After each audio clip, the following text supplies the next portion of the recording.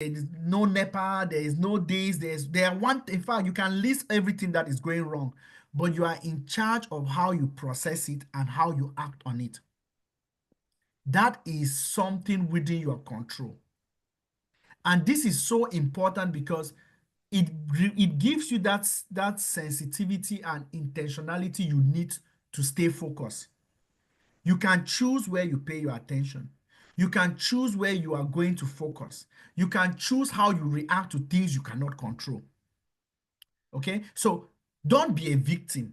You see this mentality of somebody is this and that, and therefore, like, in fact, if the reason why you are where you are is not you, you are not looking at it properly, right? If you have any other reason why you are where you are without it being you and you and you are not being responsible, right? And it's that sense of responsibility, in my opinion, that defines adulthood.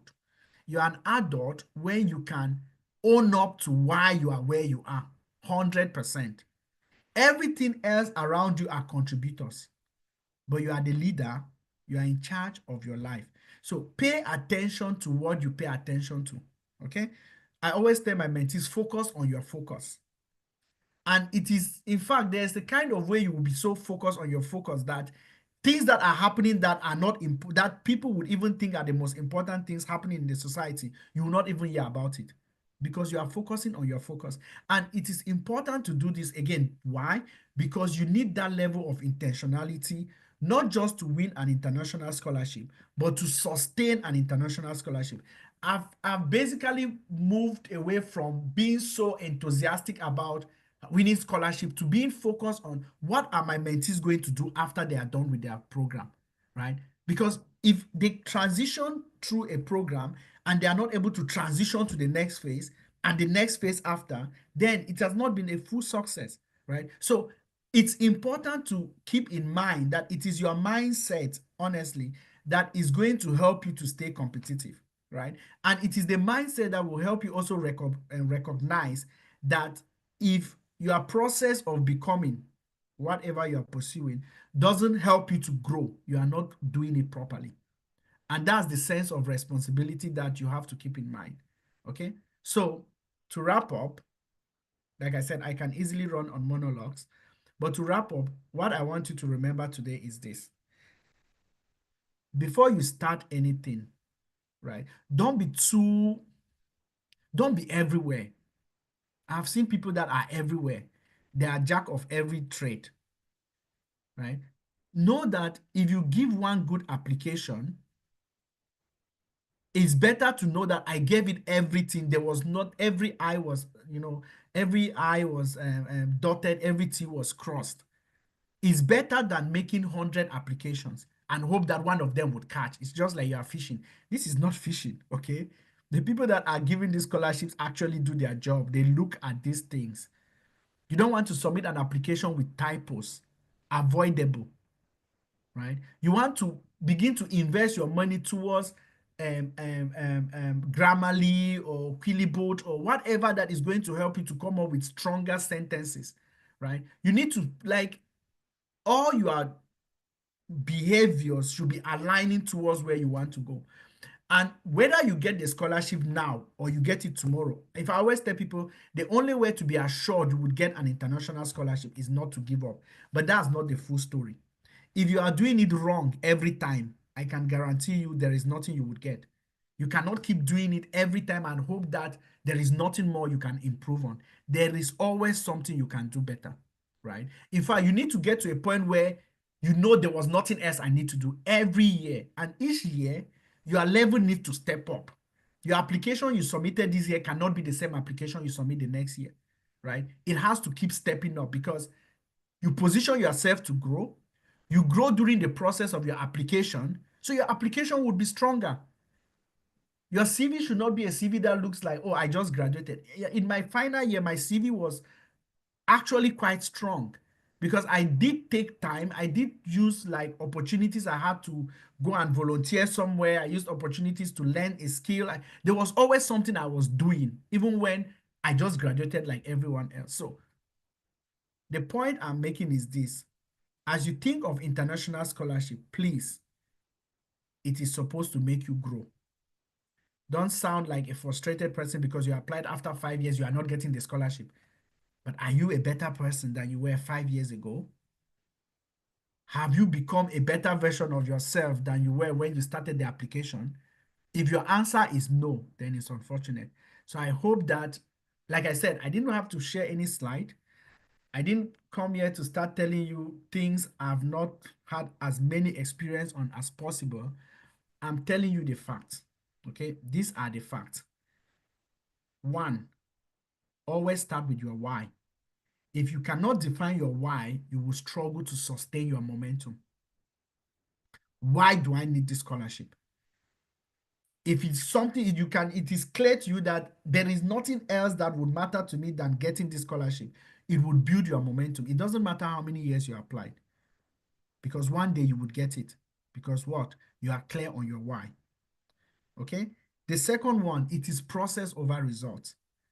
Don't be too focused on results. And for you, your result is scholarship. Scholarship is a, call it, to me, is a little part of the journey that you have gone through to get it. And it is that journey that gives you the skills that you need to go through even the scholarship and after the scholarship. That's what would make you a better person. Three, it is direction over speed. Don't be too carried away with what others are achieving, right? Get inspired by what they have done, but don't see your life from their success. Let their success inspire you, but don't see your life from their success. Don't feel like they got and I did not get. Therefore, that's not a good way to look at it, right? Focus on becoming a better version of you. Scholarship would come as an addition. Okay, because that mindset, that experience you have gone through applying over and over, it builds ruggedness and persistency. And those are key skills that you need in grad school, especially when you will be thousands of miles from your family and you will be on your own, right? You need a different kind of mindset to sustain that. Okay.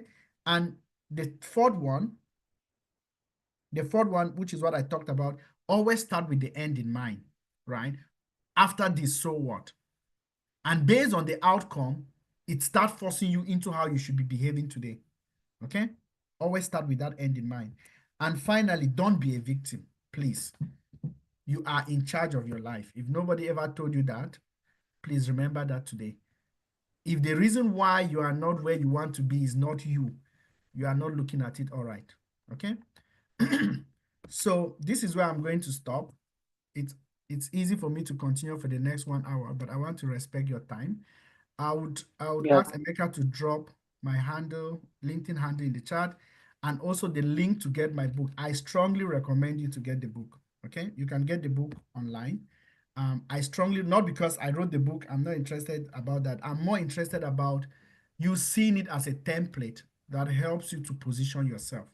Because again, I share a lot of similarities like all of us. Okay, so things that I've gone through and experienced, you can learn from them. So thank you very much. thank you so much, Dr. Kalifiku. I think we have people asking questions already. Um, so I think we're just going to go ahead and allow them to ask questions. We have like 10, 12 minutes. So very quickly, let me ask Adam, please, can you go ahead and ask your question?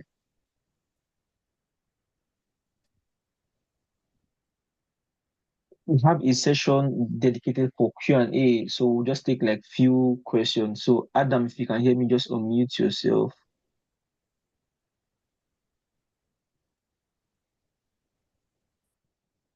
All right, thank you so much for the opportunity. All right, I'm currently doing my MS and I hope to apply for PhD scholarship. And hopefully I will be finishing my program around December this year. So my question now is, can I start sending call emails now? Is it the right time? You can start sending it yesterday.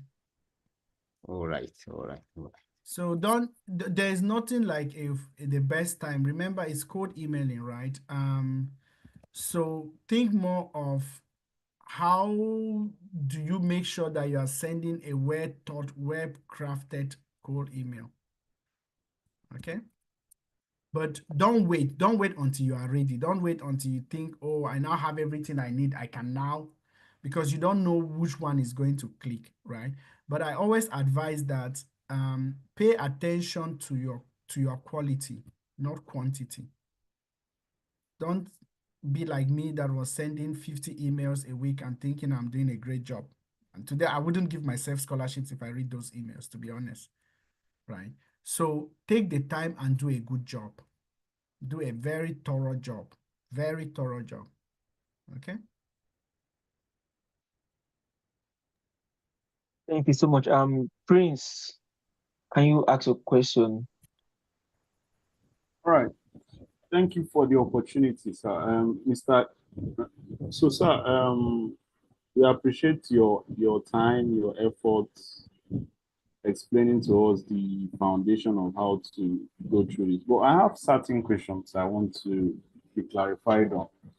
So, firstly, I'm into the field of cybersecurity and networking, but I was told by someone, so I wanted to just air it out so that you can clear that to me.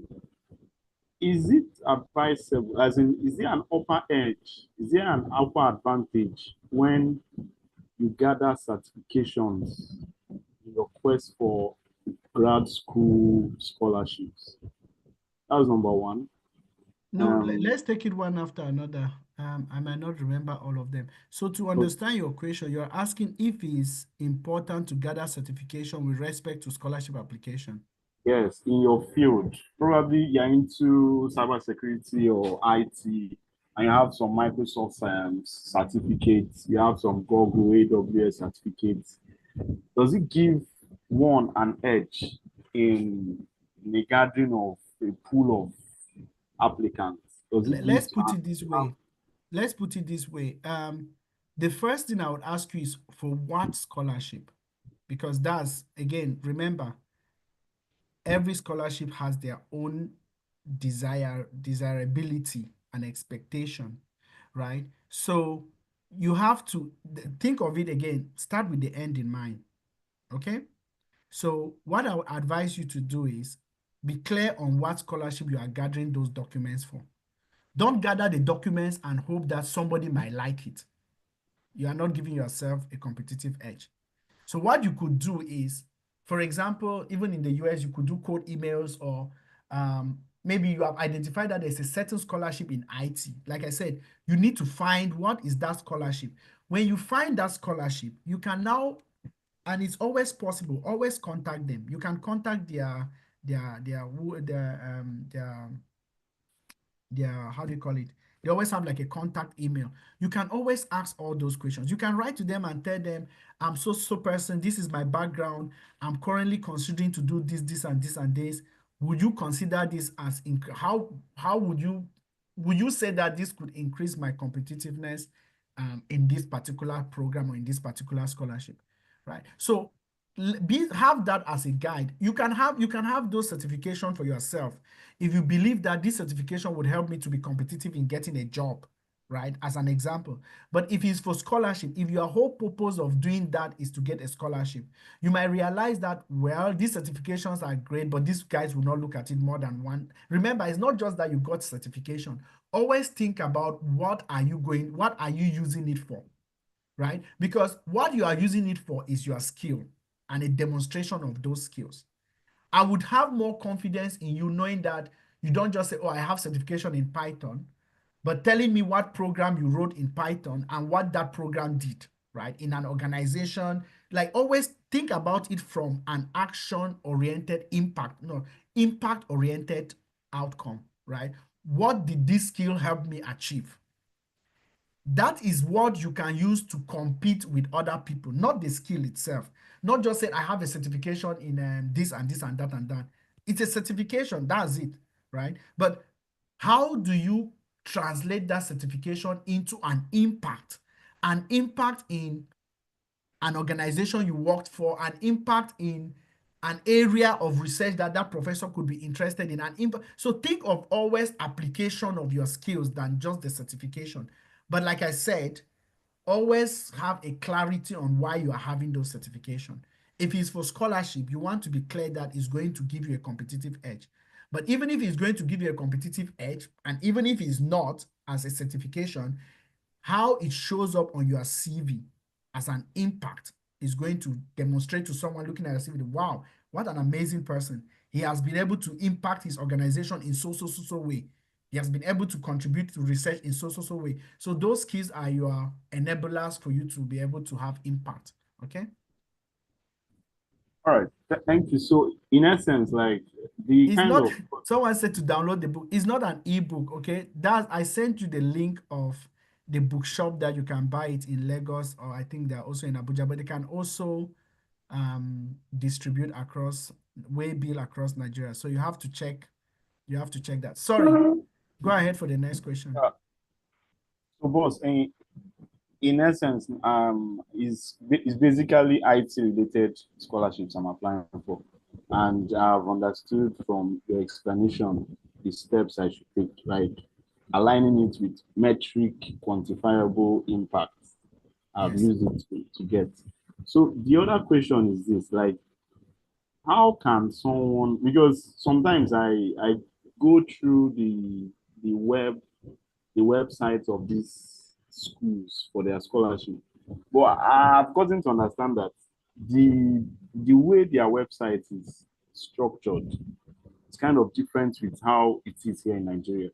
So seeing some segments where you can get the contacts, or where they don't really put everything out there. You have to check and check and check before you can see. And also, I also wanted to know how to locate professors for this code mailing, and do we mail a professor before getting admission, or do It we it mail depends. after? That's a long question, but just to give room for other people to ask, it really depends. Keep it in mind, no two scholarships are similar, okay? Different scholarships have their different rules. Different universities have their different rules, different admission times. Whether it's fall in the US, in the Europe, is usually they have winter and summer. Um, and so depending on when the school is supposed to start, so there are some scholarships that are in the universities, in the departments. There are some scholarships that are well known, right? Erasmus Mundus, for example. How many of you have heard of Erasmus Mundus scholarship? Enter in the chat. Have you heard of Erasmus Mundus? That's one of the biggest scholarship in Europe, right? And it cuts across different universities. That was the program. I was on an Erasmus Mundus program. So these programs, even within the Erasmus Mundus, two programs are not the same. They all have their different rules, but there's always someone you can contact. Again, it's some of this is hands-on experience on how to find universities, how to identify who to contact in those universities, right? But again, these are, I would say, it's a bit more granular. You have to, um, I would say, you can start with general Google search, and try to narrow it down to your area, and then try to narrow it down to professors. You check their labs, you check the research they're doing, check their publications. So that's why I said to even send a one code email takes quite a lot of time. Okay. But let's try to give room to other people to ask. Yeah. So we have is we're dedicating a session today, probably by the end for Q&A, and we kind of addressed the Erasmus Mundus scholarship. I think the first day or second day of the event. And we'll just one more question so that we can just round up this session. Now I can see um HP. Can you ask your question? That would be that last question. Any other question answer session, I think we have is a dedicated session at the end. Please, if it's not, let it be related to what we discussed. Uh, what we discussed, what Dr. Kulicha and Dr. said, so that we can, give room for those who want to ask specifically what we just heard. Thank you. I'm HP. So I have room for one more question, you said, right? Yes. Hello, sir. Yes. Sir, I'm Samad by name. I'm graduate of chemical engineering.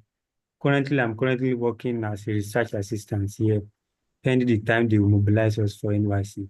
I want to ask a question I'm graduate of chemical engineering here in Lautech, Ogumosho, but my supervisor that I'm working with as some collaborators, some other schools like University of Learning, Futo, and other schools, they quite know me. We used to work together. So I want to use them for as a recommender. So I don't know how they will feel because they will do that with their school email. So I don't know, maybe there won't be No, any it's not a contradiction. problem. It's not a problem. The only thing that will be important, so your recommenders must not be people in your university, okay? Usually when people are submitting recommendations, they are always asked to provide what is the relationship with this candidate. So they could say that Okay. this is my project research assistant that have worked with me on so project. So it does they must not submit it with Obomoshaw's email or even Obomoshaw's letterhead. Okay. Okay. All All right. right. Wait, Yeah. Emeka, how much do you have a session after my session? Yes. Yes, please. Okay. All right, because I see a lot of hands, but um you can connect with me on LinkedIn and drop your message. I will try to find time to respond to them. Okay. Yeah. So if you have questions, just stay. We're going to answer all those questions, and also the ones we're going to answer, we're going to direct you to Dr. Ichiku. But just rest assured, we have a dedicated Q&A session, and that speaker is going to handle, and we trust that everything's going to be covered. So, but in the meantime, and let's just appreciate Dr. Kelechuku. It was a very insightful, like wholeheartedly, he just poured his heart to us, and that's very, very important. So I've dropped his LinkedIn profile. So just let's try and connect with him. And it's been very awesome to follow him. I mean, he has been very inspiring for the past few times that I've always had to check up his profile and what he shares. So yeah, I'm reposting it again. So try and connect with him on LinkedIn. Let's just appreciate him. So thank you so much, Dr. Kilichku.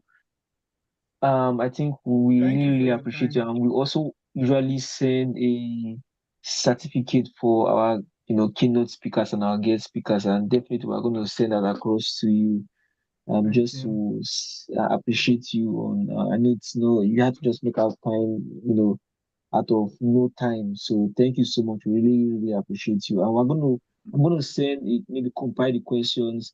And I definitely know that those people will join our community, and we're gonna post, those responses probably, if there will be any. All right. Wishing you all the best. Till we all win, we all continue to be a work in progress. Bye-bye. Thank you so much, sir. Guys, let's appreciate Dr. Kilechiku on the chat box. Can just, thank you so much. Thank you so much, sir. All right.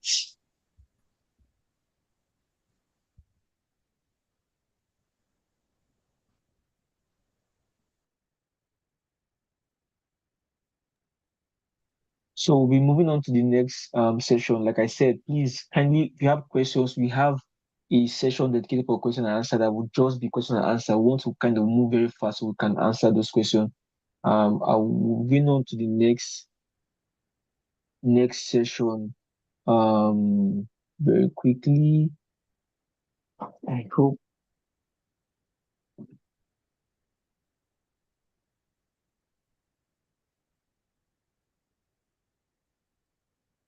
Okay.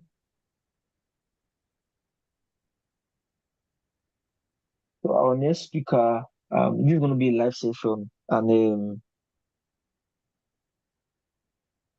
it's going to be anchored by Anil Nkadi. So Anil Nkadi is a PhD candidate of microbiology and immunology at LSU, Cape Prot, studying interaction between two tumor viruses. I don't know how to pronounce the remaining ones, but I think he's very fluent in that. And it's going to be a live review of SOP. Many persons that sent me a couple of DMs to review that SOP, review this and that. So I just believe that he's by his own discretion, he will be able to, handle this live session. So let's just, make welcome Hanel. Hanel is he has been, very, very helpful, and over the past, and it's still helpful. So yeah, guys, let's just make welcome Anil Card. He doesn't like to be called sir. Yeah. All right. Thank you so much, Anil. I think the floor is yours. Okay. Good good morning, good afternoon, good evening, everyone. So I would start by saying thank you to Carlo for everything. Apart from inviting me for this program, I know Carlo has helped me so well in the past. He has helped me manage group chats for people coming to usually the US and those applying for graduate school. So I do not forget those things. And I mean, those are things that I could not do on my own. So, and he has actually been of help. So I'll just go right in because of our time.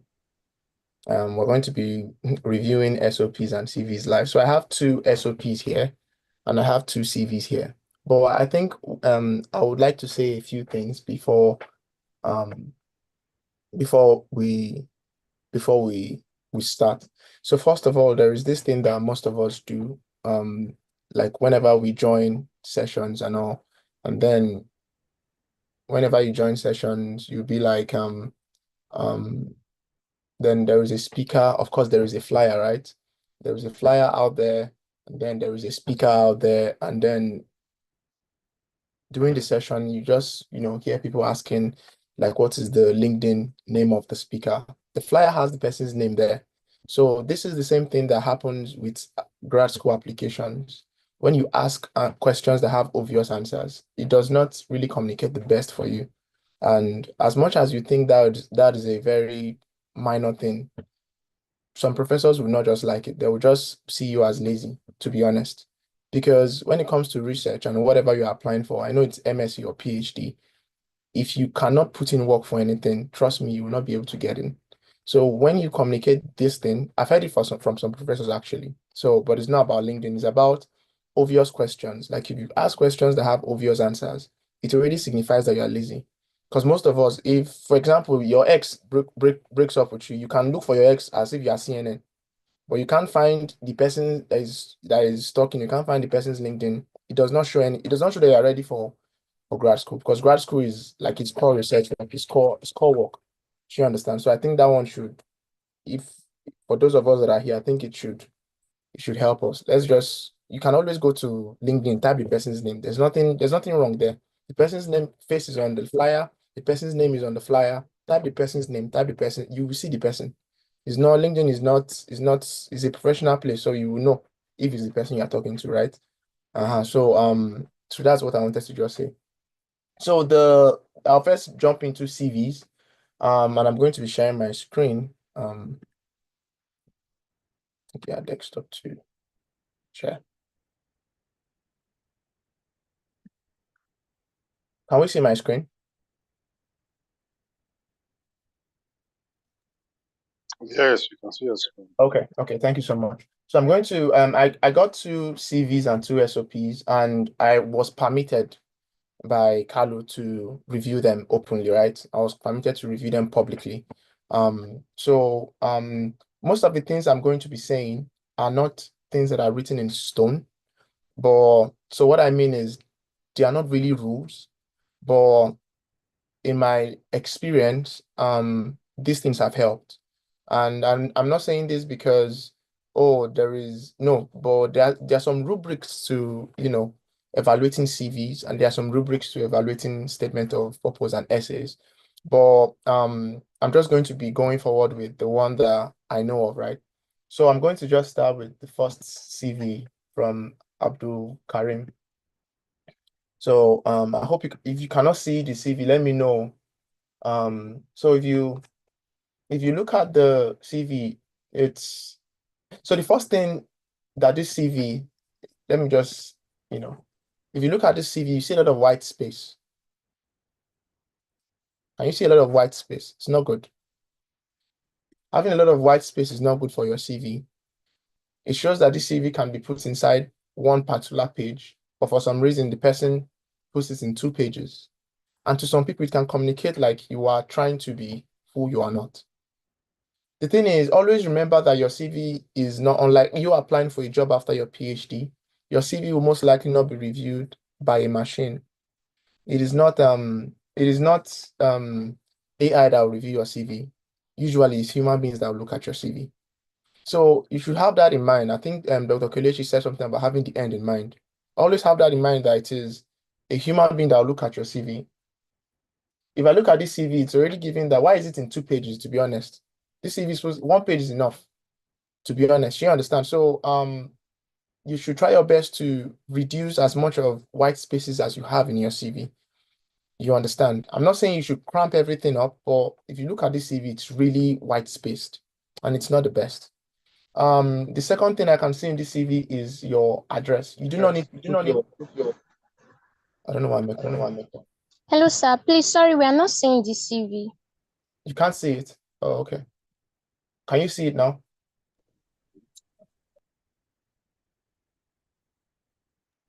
Can you see the CV now? Daniel, I can see your screen into different sessions, but the CVs are not. Are you sure? Okay. Let me see what part of my screen I'm sharing.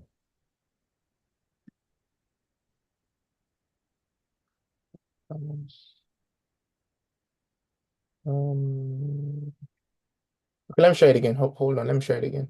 Let me just see. Desktop too. Right. Is it better now? Yeah, we can. I think I can see your CV. So you can see the CV now, right? Can you maximize this window? Yeah, correct. It's okay now? Yes. Okay, Better. so like I'll just go back quickly. So if you see there's a lot of white space between, there's just a lot of white space. It looks really scanty. It's not the best. Secondly, you see that person put address. It's not needed. It's not needed. It's honestly not needed. The maximum you can put is just state, country. That's all. Lagos, Nigeria is fine. Abuja, Nigeria is fine.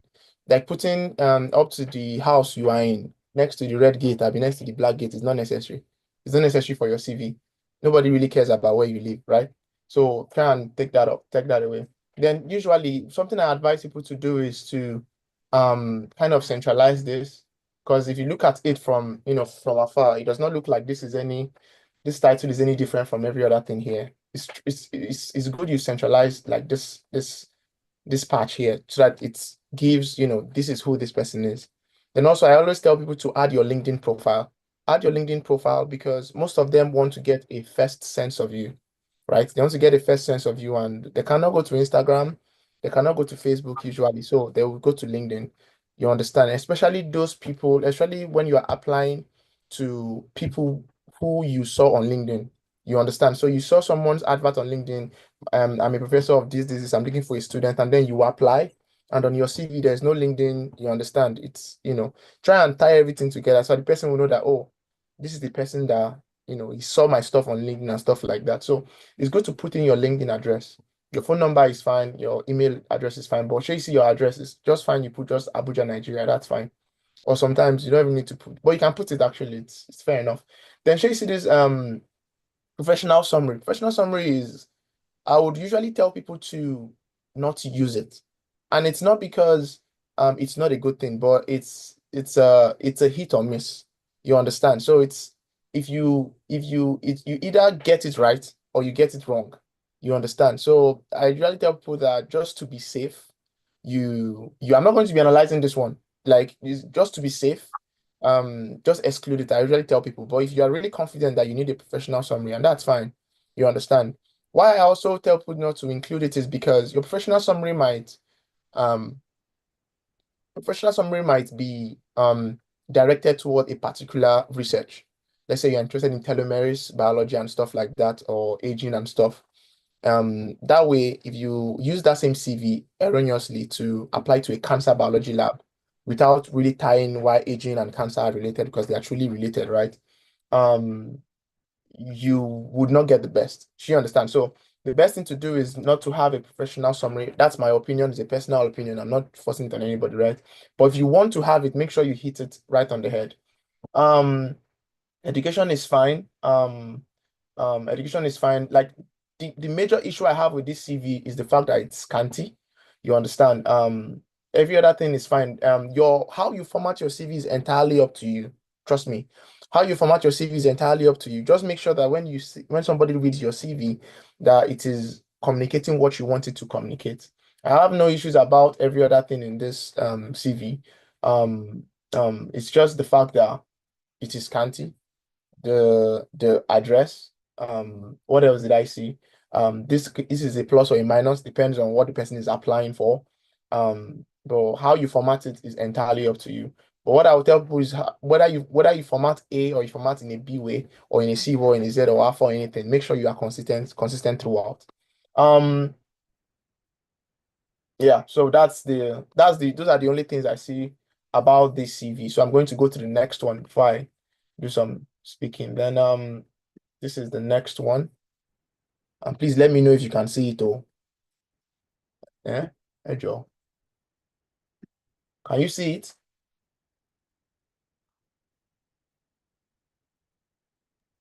Can you see Yes. it? Yes, we Wonderful. can. Wonderful, wonderful. You see, this person is proud of the name that their parents give them. Bless him, Oluwapelumi Oyebamiji. Wonderful. She understand it's good. That's fine, no problem at all. But the fact that you have your address here does not help. I also tell people that you do not need to put your address in everything you're submitting, right? Even if you're not conscious of anything, be conscious of your safety. Also, you cannot just put your address everywhere, right? Email, but then can you see that person's LinkedIn profile is here? So I can quickly, go to the person's LinkedIn profile, and that's fine. But something I would say you should do just to make this profile link better, you can go to your LinkedIn, go online and search how do I edit my LinkedIn URL, right? Go to your LinkedIn, remove these numbers at the end of your LinkedIn. Let it just be name. So you understand? Just you can actually mine. I removed mine myself, so you can remove it yourself, and you have a more, let's say, a finer, a finer LinkedIn URL. So go online and say, how do I edit my LinkedIn URL? Go and edit it. Like I said, professional summary, like I said before, it's a hit or a miss. You can put in your interest. Like I said, your formatting is dependent on you, and however you want to format it is however you want to format it. But I'll tell you that if you are formatting, be very consistent. Like I see some, it is not consistent here. If you notice, look at the date. The thing is, sometimes you might think that these things are just very minor details, but they count. I'm not saying my own CV is perfect or anything, but I've not had time to edit it in a long time. I just add to it and remove it. I'm not applying for anything at the moment, right? I'm just adding things to it to make sure I don't forget that I've done this in the past and so on and so forth. But if I want to submit, I'm going to look at every alignment, everything that is aligned. Look at this date. Look, let me trace it down. See, boom. The date is supposed to be here or here. You understand? So as much as you think this is not a big deal, it can be a big deal to some people. Remember, it's a human being that is looking at your CV. At your CV, yeah. So number two, do not use words that do not have meaning to your target audience. It's like upper credit. What does upper credit mean? Like upper credit does not mean anything to me. I don't know what upper credit means. If there's a quantifiable figure like a GPA or something, you can put it there. Everybody knows what that means, right? So do not use things that is like saying NYSC in your what do they call them? In your SOP that you did NYSC. I don't know what NYSC is. Do you understand? I know, but I'm saying as someone that you are applying to in the US, I don't know what it is. Do you understand? So try and use and say things that have meaning to your audience. Have your audience in mind. Do not use words that will not make sense to them. Most of them do not even know what first class honors is. I'm not saying you should not put it there. You are proud of it, and that's fine. But if you notice what this person did, also the person used a GPA that they are very conversant with. They are conversant with the 4.0 scale of GPA, and the person converted her GPA to a 4.0 scale. You understand? You can do that online too. Then what else? Yeah, so okay. if you also notice, the dates are not aligned, Abby. Are they aligned? Okay, they look aligned here. They are not. They are not aligned. There's less space here than here. These things are things that people see. Me, I see them too.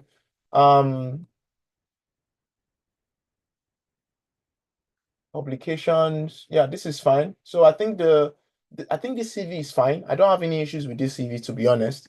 Um, I don't have any problems with this CV. It's just the dates that are not aligned, the address at the beginning, and then what else? I think every other thing about this CV is fine. Then I would suggest for this person that you should take away. Can you see that this thing is not aligned? 2023 is over here. All these dates are over here. It's very visible. You can see it. Trust me, you can see it. So the thing about reviewing CVs is they're looking for the best, they have. So you might have the same GPA or the same, ranking as somebody, but because of these little things, it's not like they would consider the person before you because of these little things. But because of these little things, their interest will be on the other guy that did it better. I hope you understand what I'm saying. It's human beings that are reviewing your CV. There is a cognitive bias to these things. So try your best to present yourself as being very specific, being very neat, being very you are on whatever you are doing and you are on it very well. So look at how this date is, they're not properly aligned and everything, then I'll prefer you use 2024 till present instead of till date. You understand? Present is a more, universally, understood term, right? Then if you look at also Dean's lists, you can bring this downwards just for it to make it look better. Then I always tell people to take away requests and references. You don't need it on your CV, especially because there will be a separate place for references on your application document, right? So there'll be a separate place for references and all that. So that is that for that. So I'm going to just take this away and I am going to just talk generally on CVs. Um I'm going to use mine.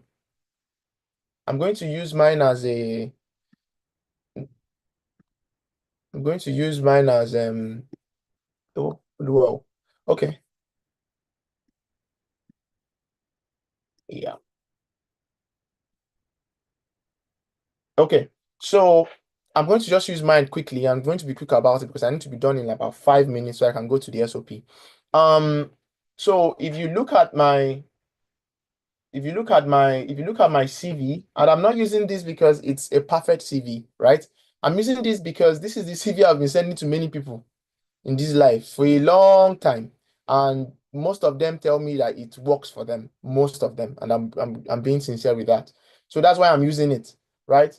So if you look at my LinkedIn address, like I told you, I've removed the numbers at the end. You see how it's looking fine. You understand? The beauty is it counts. Just phone number, your will be this phone number, your email address. You understand? Then education and so on and so forth. You see how my dates are, sort of aligned. You understand? The dates are aligned. You understand? So you see how each section is really spaced between, but then I was able to, put in as much within so you don't have so much white space. So I'm a fourth year graduate student, I'm a fourth year PhD student. So my CV has will I say, the right to look this much. It should even be better, right? But so do not in any way feel bad that your CV is not as no.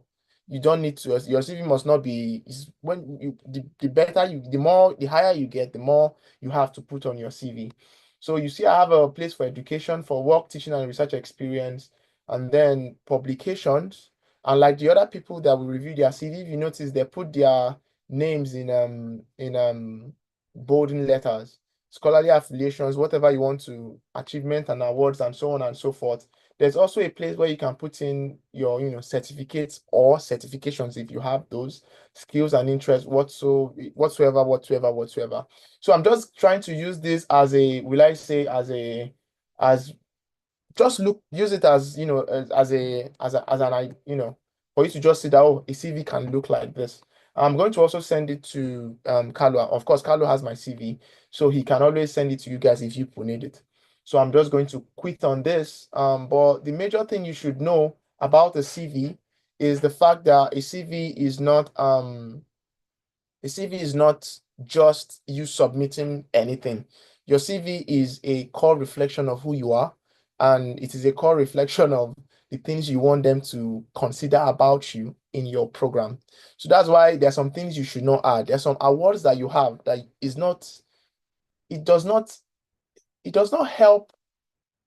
It does not help for you to say that you won, let's say Mr. Macho doing in your NYSC and you are applying for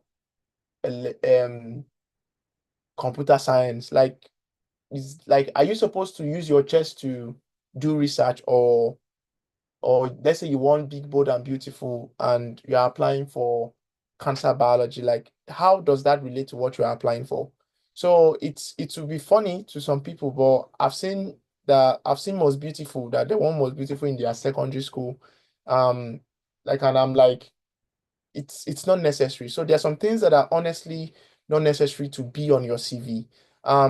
The only things that should be on your CV are the things that you want them to consider when considering your application. So let me say I'm applying for an MBA, a Masters of Business Administration. Oh, I was a treasurer in a church setting. That is necessary. You understand? Because you are applying to something that has to do with finance, has to do with you understand. So judge what is necessary and put it on your CV. And that is why I tell people all the experiences you are having, you should have a particular CV everything goes into. So that whenever you're applying for something, you can now pick from that big one and now craft a CV that is directed towards that thing that you're applying for. So applying to grad school is more like applying for a job, or it's more like asking a lady out. You don't just come to somebody's daughter and be saying, my name is Haniel Nkadi. I'm a left-handed person. I eat beans. I eat rice. What else? I like the color blue. I like listening to music. Like, all those things do not matter at that point. The point is, what do you want me to consider about you to say yes to your application? So that is the cocoa. That's the main part of your CV. Your CV should really communicate in very succinct points why you should be considered. You should summarize you as a person to be considered for a particular position. And also, your CV is not is not supposed to speak something different from your SOP. As much as your SOP, that is your essays, your grad school essays, as much as your SOPs are not expanded versions of your CV, but your CV should not give a different outlook of who you are, with respect to what your essay has already defined you as. So remember that whatever these people know about you are the things that you tell them, or the things that you've told the world in the past. So what I mean is, if you're applying to a graduate school, what they know about you is what should they see on your application package, one, or what you have told the world before, which is on your social media accounts. So it means that they're going to have an idea of who you are from these two major things, right? So it means that you should have both of them communicate exactly why you should be picked, and communicate exactly why they think you are going to pick them. And that is what I'm going to address in the statement of purpose. I'm sure I'm not answering questions now, Sha. So I'm just going to go for statement of purpose number one, and I'm going to read it very fast.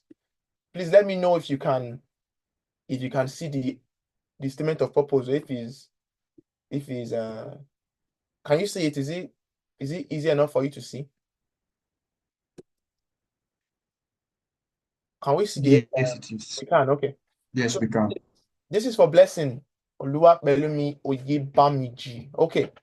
So some people start with a story in their SOPs, and however, like I said, how you format your CV is up to you. Just make it make sense, right? How you also format your statement of purpose, how you start, how you end, it is up to you. There is no one way to do things, especially when you are doing creative writing. Creative writing is part of your statement of purpose, or whatever essay you are writing, right? So how you start, this person started by going directly to the point. Hey, I want to apply for this job. You understand? That kind of thing. My application for graduate studies at the Department of Physiology, Wayne State University, stems from my long-term desire to contribute to this, to address this in Nigeria. In Nigeria. Good. My father struggled with hypertension, which resulted in his death when I was young. is the drive of both my academic and personal interest in science.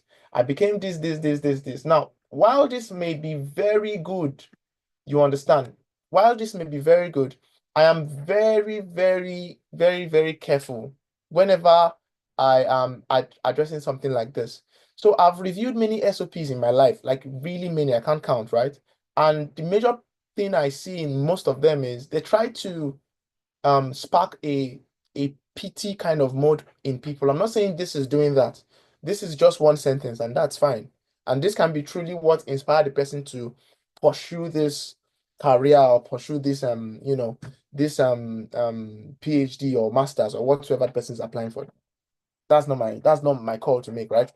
But I've seen SOPs, and most of us might be making that mistake. I've seen SOPs where you focus more on the wrong things that have happened to you and make your full SOP about that thing. You might be communicating to the person reading this SOP that you are not mentally stable to be in a PhD program. You might think it's making sense. Oh, they're going to see your drive. They're going to see you're going to see, oh, ah, I've suffered in this life. Oh my goodness, this guy I've suffered. That might be what you think might be happening. But on the contrary, you might be informing them that I'm not normal, I'm not well, I'm depressed, I have issues I need to settle before I apply to graduate school, and they'll reject you. So the point is, as much as you want to use a negative experience or a negative story to communicate why you are interested in graduate school, some of us have lost people to diseases, and that's fine. I lost a friend of mine to an autoimmune disease, right? Even if I want to state that that is a major thing that happened in my life, I'm not going to make my whole SOP about the fact that I lost IK to a major disease. No, I'm not going to do that. So make sure, as much as you are putting in any challenges that you faced and how that is a motivation or a drive for graduate school, do not make your entire existence or the entire outlook of your SOP or your essay to be about it. It does not help you, to be honest. It doesn't. Um, Another thing, okay, then according to the recent studies, about this of adult population, Nigeria suffers from hypertension and it accounts for significant portion of this death. This number is expected to increase in coming years. But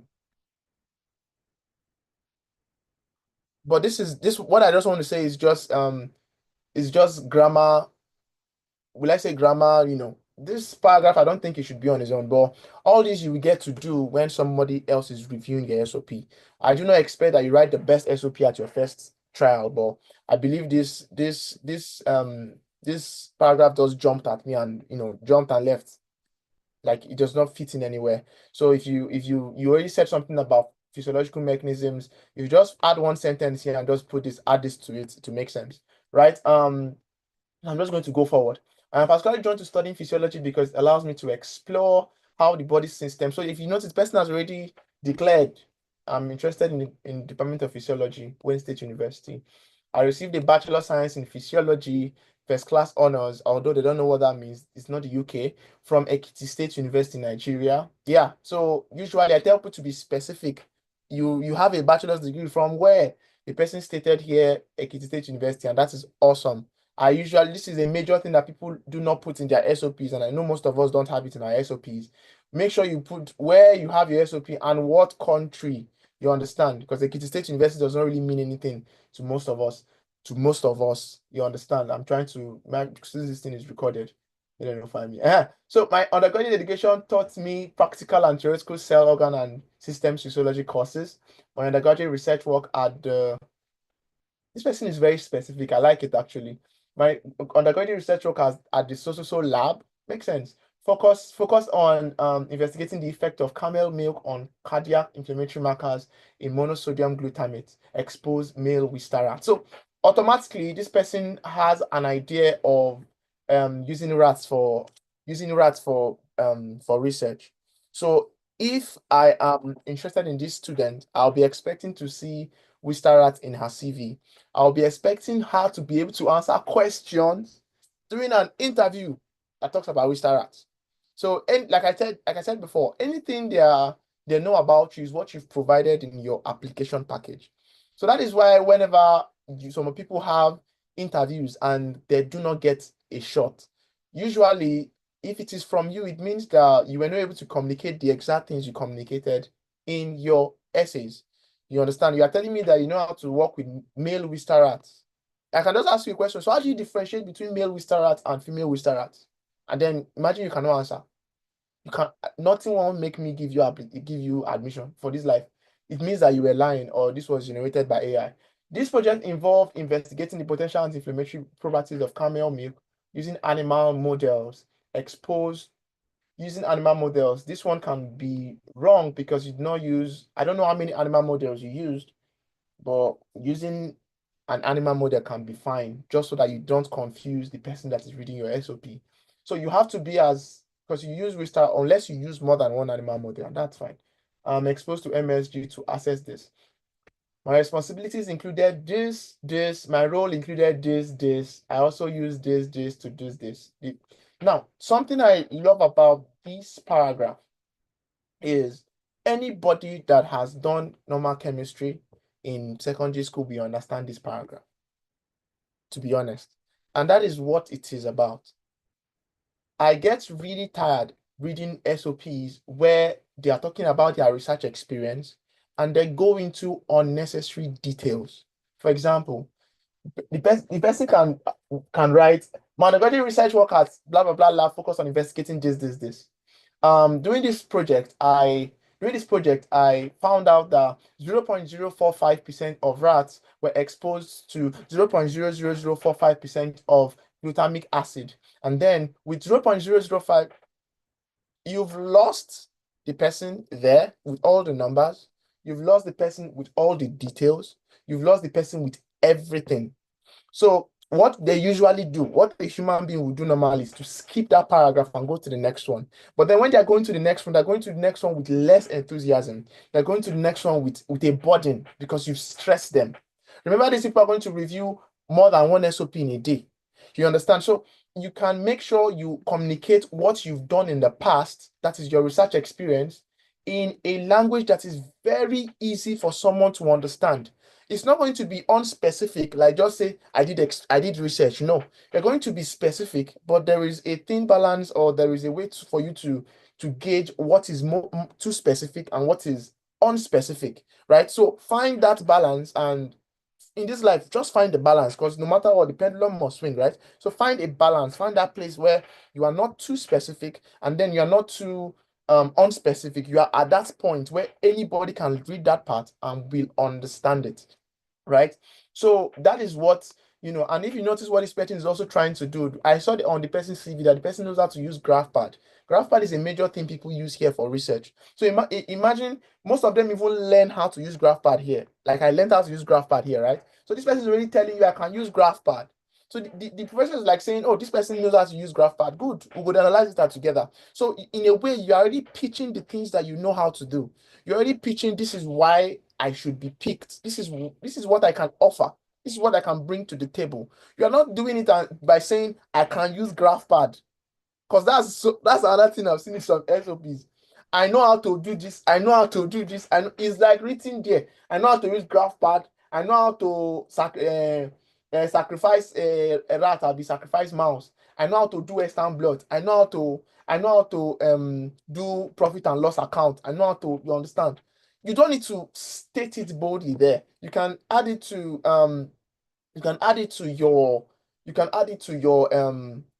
what you've done in the past. That will really let them know that you have an experience in this. It means that you can do it again. You understand? And with further training, you'll be really good at it. So that's that for that. And you also said the manuscript of this for this project is currently being reviewed for publication. Yeah, you also tell them what you learned from it, and then the overall finding. Can you see the overall? This person go chop biscuit. Now all of these resulted in findings suggesting a this effect against cardiac inflammation. You understand? Overall finding, very easy to understand. Where you now have the chance to go into details. Okay, when you now have chance to when you now have chance to go into details is maybe when you are in, will I say, when you are in an interview session. where you are now speaking with an expert in the field, right? That is when you now go into all those minute details. That is if you are asked. But try your best to be as simple as possible. Pitch your idea to someone, because as much as you think that these people are smart, the higher you go in academia, you are very smart in one thing and then you are dumb in the others. You are really dumb in the others. Like if I meet someone that is a core immunologist, I'll be dumb to that person because I'm doing core virology, right? I'm doing core virology and epithelial cell biology, right? But somebody else that is, let's say, doing reproductive health or something like that, I'll be totally dumb in that area. So imagine you're coming with all those details, a soup of details. You get me lost quickly. Then you see this part, and this is where I don't like, right? So I am highly motivated to do this at this university, right? It will explore this behind this and this and this. No, that's fine, that's fine. Although this does not tell me anything, it's very generic. Now this is the problem. This is the problem. Where is it? Yeah, so this is the problem. The problem comes when you have to tell them why you chose the school. Many people have a very generic way of telling them, this is why I chose this school. And as much as you think that is really not important, I believe that is the most important part of your essay. Of all the schools in the world, why did you choose coming to the US, right? Of all the schools in the US, why did you choose coming to our school? So that communicates two things. That communicates, number one, you are really interested in them. In fact, three things, sorry. Number two, you took time to really learn about them. Then number three, if they give you an offer, you will not reject it. The chances of you rejecting it will not be high because you've gone great lengths to find out about them. It means you are really interested. It's like you are letting them know that of all the schools here, I chose you because of this particular reason. And it means if I had to go through such great lengths to find out about your school, I'm really considering it. As much as you think it is not possible, schools do not also want you to reject them. You understand? Because rejecting them puts them under that will he accept, will he reject? You understand? They want to have that certainty that this guy would most likely accept us. You understand? So because it's strong focus on cardiovascular pathology, any school, any other school, OAU, Obafemi Awolowo University Department of Physiology can stand out because of its strong focus on cardiovascular pathology. Even Uniben can stand out for all this too. You understand? It can. It can stand out for all this. You understand? Even though you've mentioned the professors you're interested in working with, the department itself, why did you choose that department? It does not, there is nothing specific here. You can just change the name of this thing and put in Obafemi Awolowo University Department of Microbiology can stand out for this too. If they are doing that kind of research, they can. You understand? So always try and be very, very specific, right? Then all this comes in, person states, GPA and all, how it is a testament. Then I also try my best. I also tell people to try their best to reduce the number of paragraphs you have in your SOP. And I'm not saying that paragraphing is not a good thing, but paragraphs should come with ideas, right? So an idea should be in a paragraph. So let it be that each paragraph will communicate an idea. So when you have too many paragraphs, you understand, you get lost in a back and forth, back and forth, back and forth, back and forth. Before you start writing, you can say something like, oh, first paragraph would be introduction. Why do I want this school? Or why do I want to do this research? Second paragraph, who am I? That's where you now talk about your GPA, your academic prowess, your education, your research progress, and so on. Third paragraph, why did I choose this program? That is why you tell them, oh, I like this program because of all the programs I checked. This is the only program that is truly a tumor virology center as this in the ranking, blah, blah, blah, blah, blah. Also, that this program, the first year, the people have to go through, will I say, laboratory rotations for 6 months, and you believe that going through laboratory rotations will help you. That is something specific about that program. So let's say paragraph 3, you're not telling them why you chose that program. Then paragraph 4 can now be your conclusion. You understand? So, but if you have many paragraphs like that, I'm not saying 4 paragraphs is the ideal, no. You decide, right? But if you have many paragraphs like that, so you have to, you most likely be going back and forth, myself, the school, my career in the future, the school, myself, my career in the future. So that way you do not keep your audience on a field of thought for long. You understand? You take them back and forth, and then your essay becomes challenging to keep in the head, right? And people also tend to ramble most times when they have many paragraphs. They tend to ramble and they tend to say things that are not necessary, right? So yeah, so if I go down again to why she chose that school, it says Wayne State University diverse research community, state-of-the-art facilities. Uniben has state-of-the-art facilities. Trust me, they have. You understand? OAU, of course, OAU has state-of-the-art facilities, and OAU also focuses on career development. This is nothing specific about this school, to be honest. This is nothing specific. I plan to pursue a postdoctoral research position where I can continue exploring the physiological mechanism. Now, why this is funny is because you plan to pursue a postdoctoral research where I can continue exploring this, underlying this. But remember, remember paragraph 1. You apply because of what? To develop innovative solutions to address what? Cardiovascular health challenges in Nigeria. All of a sudden, you what? You plan to pursue this, where you can continue exploring the physiological mechanisms underlying cardiovascular diseases. You understand? So it means that, you see, your long-term career, you understand. So you that's why I usually tell people, when you start in your first sentences, you can try your best to be less end-oriented. At the end, that is when you can now start saying this is what you want to do. Because at the beginning, you already give your audience what to think of. You already give your audience, this is your plan, right? So do not put a plan before you actually put your plan. Of course, your plan ends in Nigeria, right? But then do not put a plan before you put your plan and all. But all this can be addressed with time. But I know you understand what I'm talking about. So, but I know the major problem with this, I know the major problem with this essay is why you chose this school is not here, to be honest. It is still going back to the department's collaborative atmosphere and cutting-edge facilities. OAU has a collaborative atmosphere. OAU has cutting-edge facilities. You understand? DELSU has collaborative atmosphere and cutting-edge facilities. So why you chose this school is lost in this essay. And trust me, it's for that reason, I do not see it as the best essay, but that's a personal opinion. This is 12:45, so I'm going to go through this really quickly. It's even short. First of all, there is the white space is white spacing. The white space is white spacing. Try and reduce it. White space is not the best. The white space is too much. Try and reduce it. So one thing I see quickly is have. So try your best to not use contracted forms of, I have instead of have. You understand? It's of course SOPs are semi-formal, but usually you can use a formal essay to write them. I'll be very quick with this. I'm just going to look for why this person chose this school, because that's the major thing that is missing in many SOPs. My motivation to pursue graduate school studies in petroleum engineering at Missouri State University is driven by the university's dedication to cutting edge research and the unique collaborative. Can you see it looks like both of them wrote the same thing?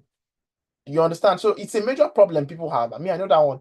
So, but this one added something extra. Missouri S&T's impressive standing as the top public this, as noted in this, reflect its commitment to excellence and motivation.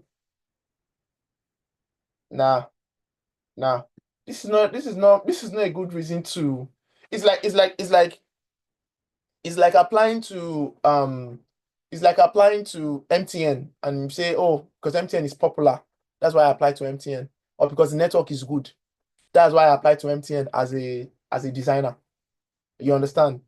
This does not tell me anything, right? It does not tell me why you are applying. It's like saying, you let me say you want to get married to a lady, you're like, because all the guys just define you. Now I won't marry you. You understand? You get that's what it's saying. You understand? You are saying that one reason for you to apply is because you understand it, because you believe that they have a good ranking. So it's not specific enough. Although for the two essays I just read, the specificity of them saying that these are the professors they want to work with, those are fine. But you should let them know why you chose that department and why you chose that school. So I think I'm done now. so that I can have time for questions. Yeah, with questions we can address more. So I'll stop sharing my screen now. Stop share. Yeah, that's it. Thank you so much, sir. It's a very funny session. I mean, yeah, thank you so much. That was so very blunt, and I think that's why I always like when you review SOP. Like it's always straight.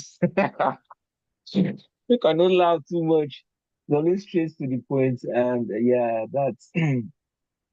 I mean, that's what people always want. Sometimes people don't want, them to tell them those hard truths, but sometimes we just need those hard truths.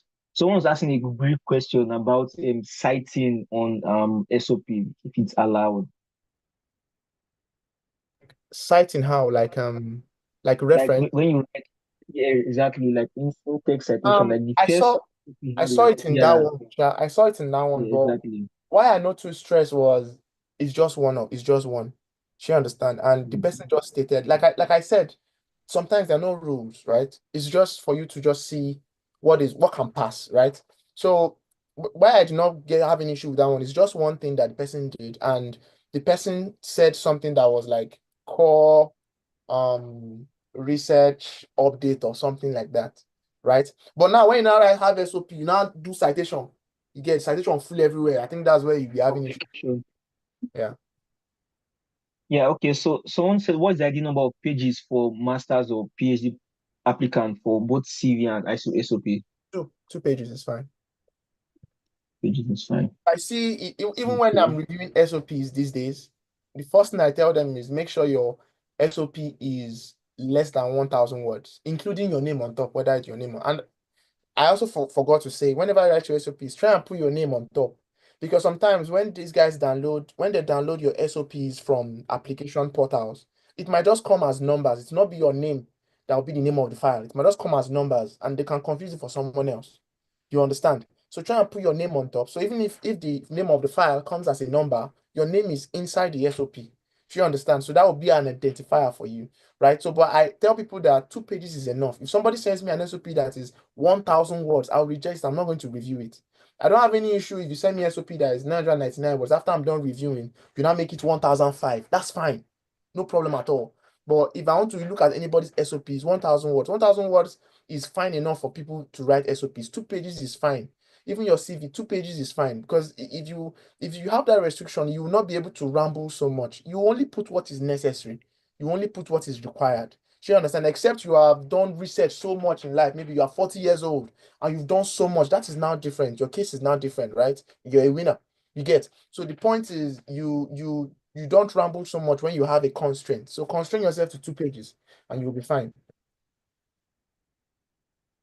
But I think someone else is asking a question.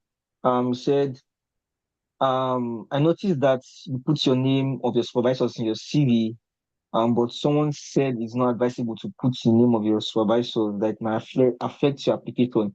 And also, what is the best way to answer the question why the school or why the program in your SOP? Okay, I will start from the latter.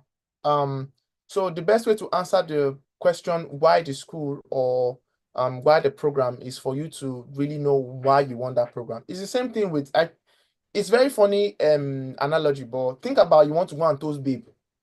You, if she asks you why her uncle, what do you want to tell her? Do you understand? So you have to make your findings, know exactly why you are choosing that program. If you are going for an MBA in Washington State University, why is that different from going an MBA in OAU or going for an MBA in Uniben or Delsu or whatsoever? There should be a reason why you are choosing that school. And most people are funny in the way they will put there that I'm choosing this school because it has funding. They will reject you quickly. You understand? They'll just reject you quickly. You understand? So the point is, you're not choosing that. You're choosing that school because it has some hype them small now. Look for what is particular about them. For example, this school of mine, one major reason why I chose it is not because it will give me funding. One major reason is because it's a tumor virology center. You don't get to see tumor virology centers everywhere. It's a medical school, number one. It's a tumor virology center. One major thing some people can use as a reason is translational research. Some people have bench side to hospital kind of research. That is a major thing. Not all schools have that. So you can cite that as that is a major reason why you are choosing this. You don't like research that is just bench side alone, but bench side to hospital, that's translational research. Another example is you get to see that in the first year that you get to rotate. Not all schools have rotations. You get to rotate, you get to have a taste of different laboratories. You get to learn from different laboratories. That's one.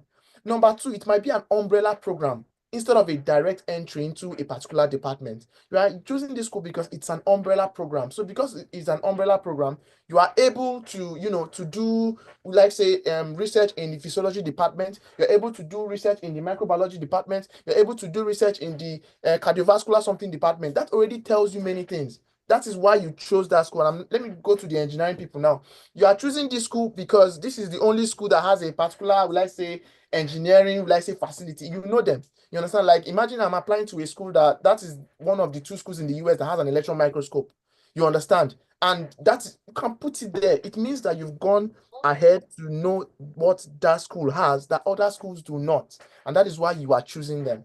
The answer to this question is to make your research. Know very well. Check online and see. Don't just put rank in there. Don't just put them. They have cutting edge. That cutting edge, they annoy me. Don't want to put collaborative cutting edge facility. Those things are they are too generic.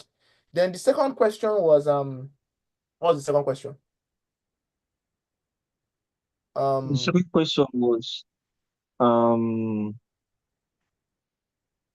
see your name or the name of your supervisor in your CV Okay. if they're gonna yeah. Yeah, so context is very important. So something I want to tell you people that are applying for grad school, open your ears, listen. But I think it's Paul that said it. Test all things, but stick to what is true. You understand? You're not just a dump site for anything, right? You're not a dump site. So the point is, context is very important. There are some schools that if you're applying to the school, they do not require that you have a supervisor. She understand. That way you can say, oh, these are the supervisors I want to work with. Number two, there are some schools that want you must have a supervisor. That way you can also say, these are the supervisors I want to work with. For the former, the problem that person that told you that you must not include persons in your listing that you want to work with is the person might be talking from a standpoint of if you include two professors in your SOP, right? Other professors that are interested in you might not give you a shot. Do you understand? They might not give you a shot because you included them, right? You included two other people than your SOP. But you can always go around these things. There's nothing there that like other than adding an extra sentence and saying that, however, I find it when you are interested in a department, not just the professors, these professors are not dumb. They know that if their colleague is not taking students, they can take you. The thing about, and that is why you must not carry the research of one professor in the head and write your SOP all about it. It will now show that you are not interested in any other person, as if you are falling in love already.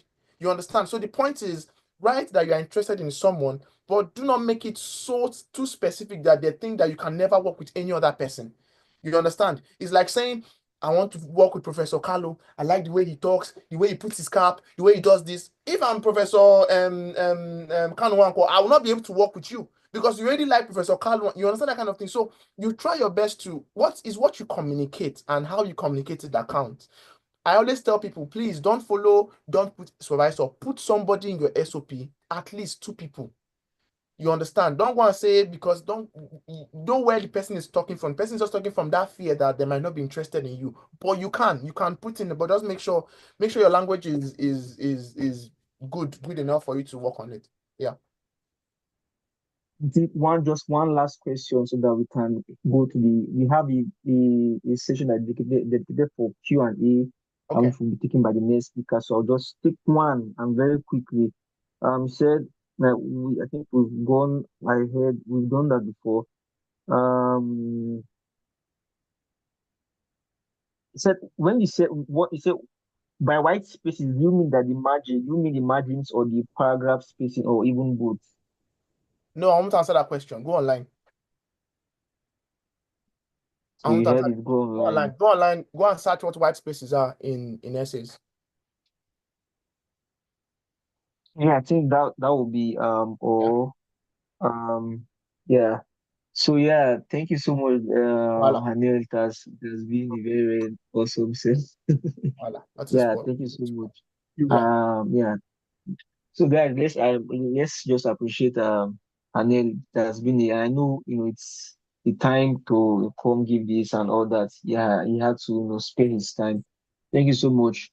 Hello, And do your research and follow him. hello, Yeah, on LinkedIn. Can you hear me? I just wanted to add something to. Okay. All right. So, Yeah, go on.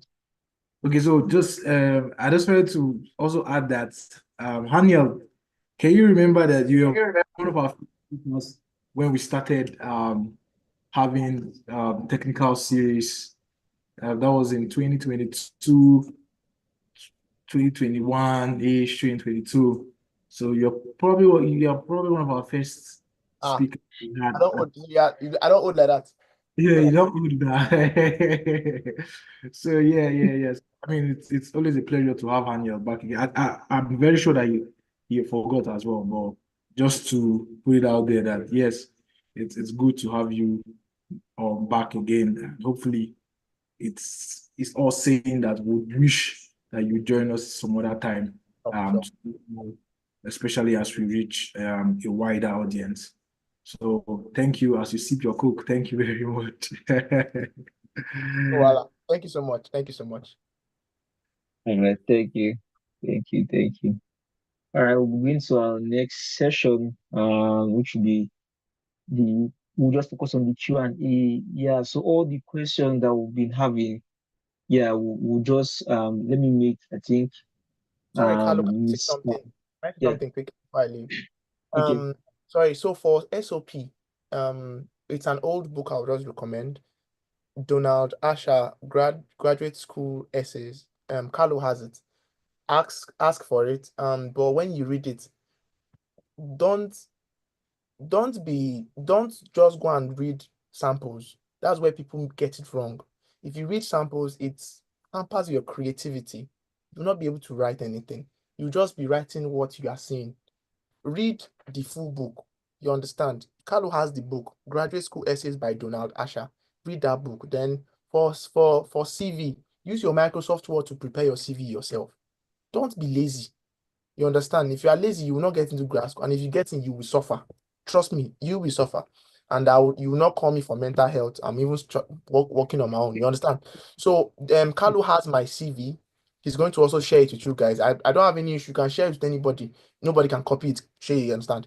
Sure, you get. So read Graduate School Essay by Donald Asher, and then you can use my CV as a template. But thank you so much, Carlo. Thanks. Yeah, thank you so much. Thank you. Yeah, yeah, so much. So let's go into the next session very quickly. So we have a lot of questions also. So we'll be putting the questions to our next speaker. Uh, yes. So I'm gonna drop the book that was recommended. So just kindly just stay in. So I'm gonna drop the book that he recommended and all that. Yeah. So I am Mr. Tekumbo. I don't know if you can hear me. Um, Kindly confirm if you can hear me. Yeah, I can hear you, sir. Oh, thank you so much. You are welcome. So we'll just be going into the Q&A session very, very, very quickly. We love you.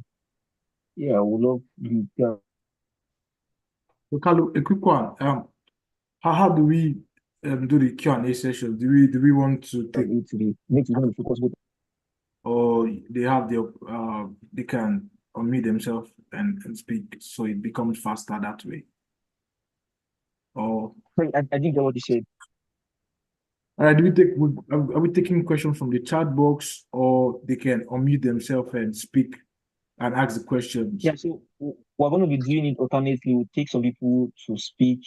We'll have one person speak, then take one question from the chat box, like that, so that we can be very fast. I think Adana is here. Adana can also facilitate Yeah, on that. Adana, I'm not sure if you can you be able to speak, Adana? I don't think if she can, I don't know, but anyway, let's begin. Okay. Let's begin Yeah, just so all right. I think someone's hand is up. So we'll just take Kingsley Chuku, can you just unmute and then ask B, please just be very, very straight to the point. We don't have much time so that we can have the speakers answer the session. Thank you.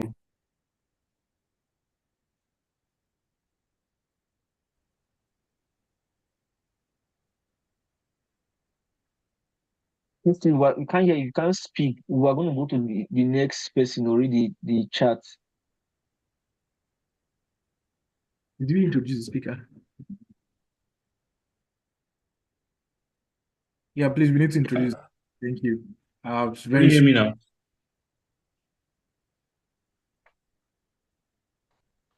Hello, can you hear me? yes. Can you hold on? Just hold on a little.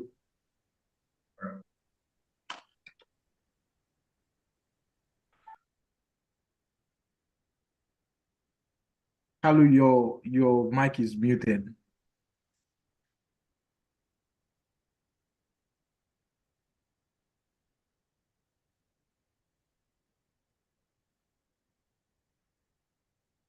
Kalu, if you're speaking, we can't hear you. Your mic is muted.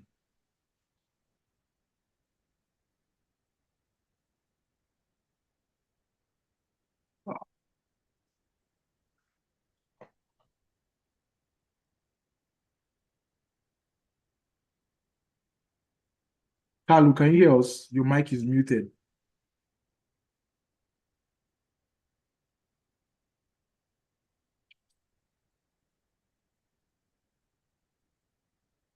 So guys, just give us a little time. I think he's having technical issues.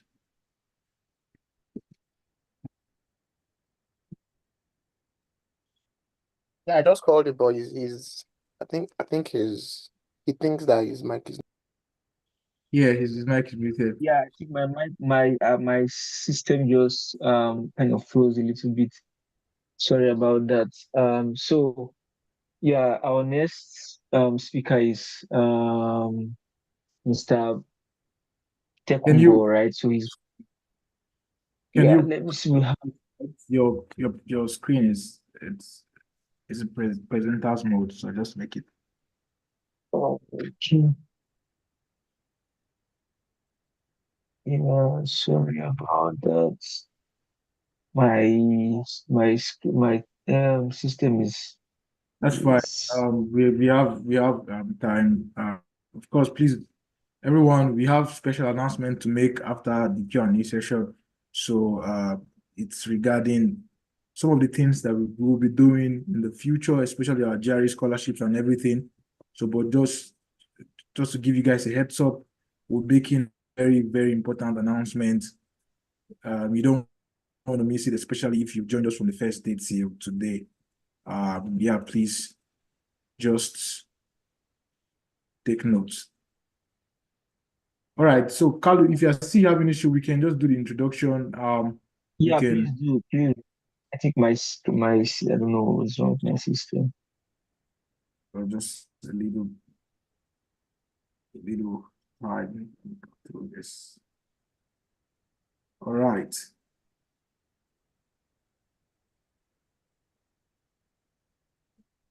Okay. So, yeah, just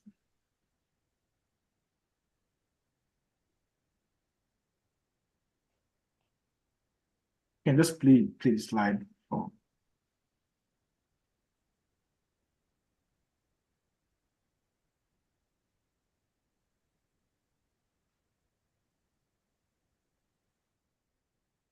I think my I don't know. It's getting slower. I really don't know.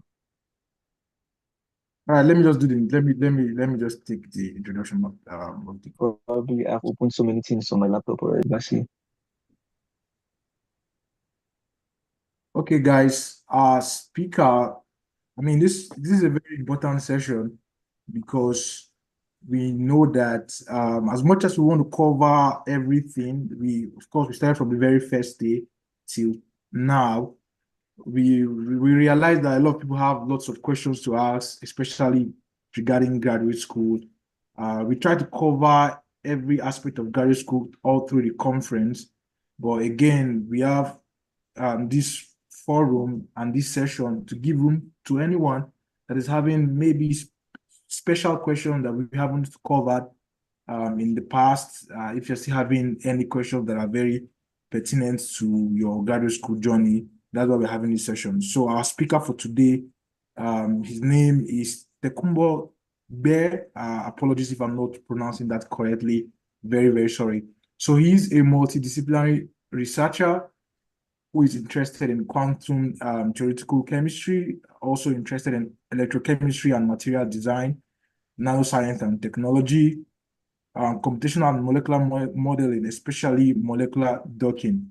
His research experience has focused on DFT, lithium-ion battery, also the design of nanosensor for gas detection, and in silico molecular docking. Of course, he's obviously a PhD candidate at the Clemson University, United States of America, with a huge round of applause. Emoji, please can you guys make welcome our speaker who would be very much able to answer most of our questions today. So welcome, guys. Can you show and welcome him on the chat box? All right, Bear Tekumbo, the floor is yours. Thank you. Yeah, All right. so this second Thank you question very as much. Can everyone hear me? yeah, we can all hear you. We can hear you.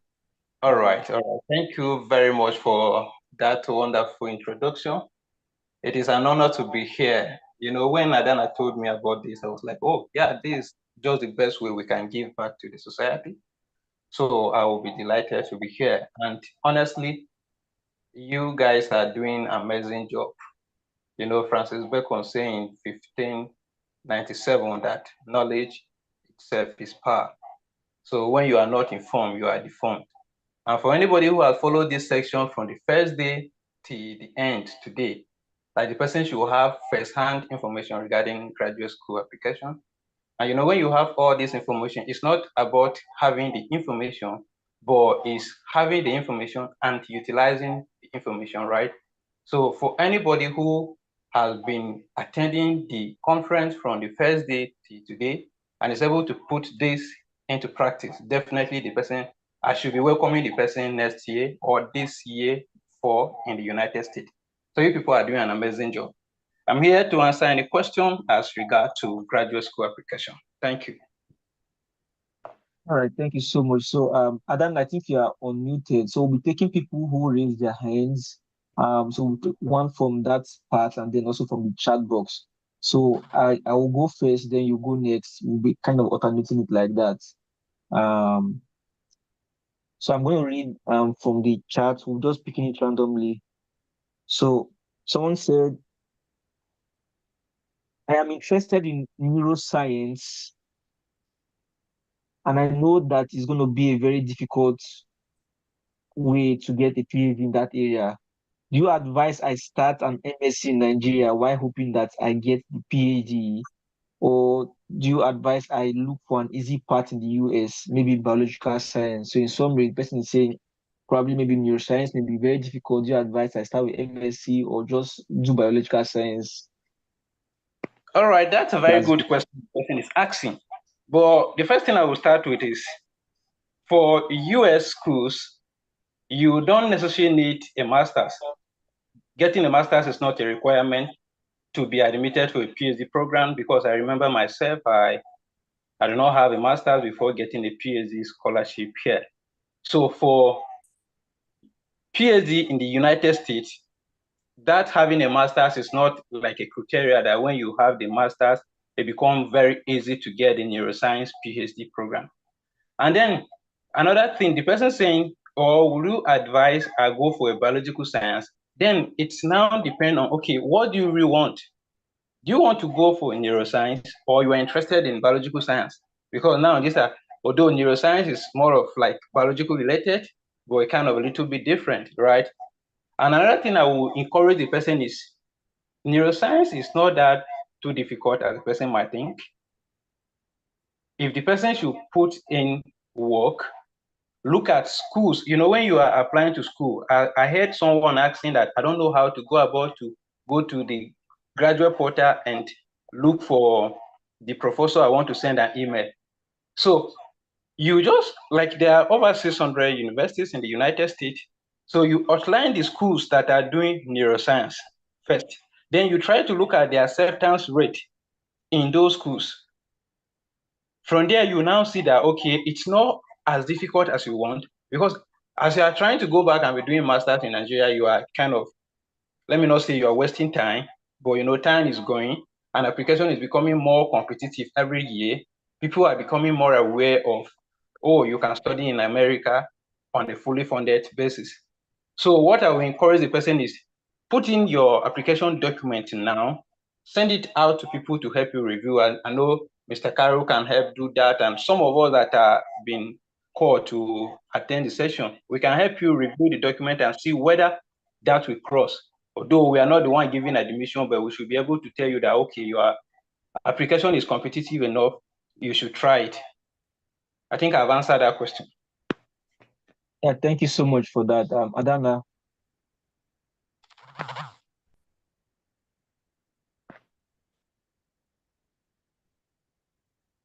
We have some people raising hands. Okay, I think Adam, I think we've answered your question before. You've answered. Let's see someone else. Onike Inde, please can you unmute and just speak very briefly? Just make it short, straight to the point. All right, thank you so much, sir. So please, I have like two or three questions, but I will be very brief with that. So number one is that for someone that actually applied um many years ago, but then after applying got rejections and I've taken time to build up my CV.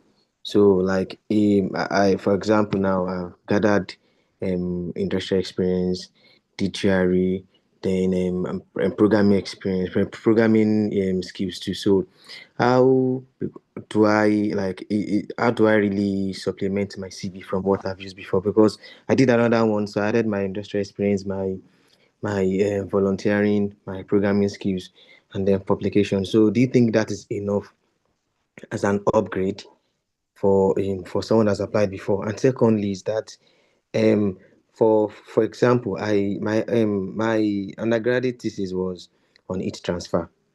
So, but then while during service, I collaborated with people and did research works. So I was able to have four publications in material science.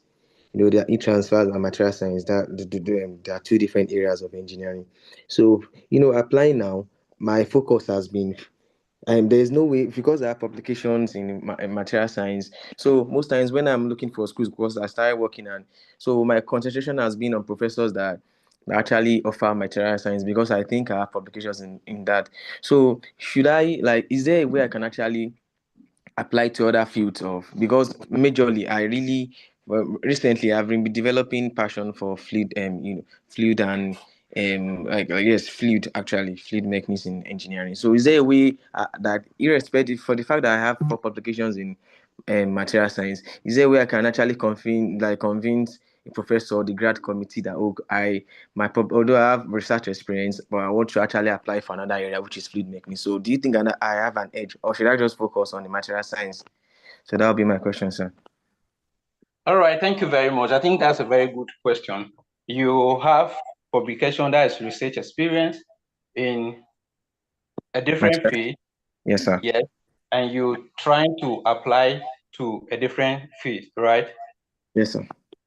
Okay, what I will encourage you, or what I will, if I'm to suggest, what I will do is, you know, when I was applying then, I have like two research interests. Now, it depends on what you really want first. Because the other session when Dr. Casey was talking, you know, it's not just about I want to japa to America, right? What do I want to do? Because if you really just want to japa, when you japa and come to the United States, you discover that Nigeria is better than United States because you not have a life of yourself.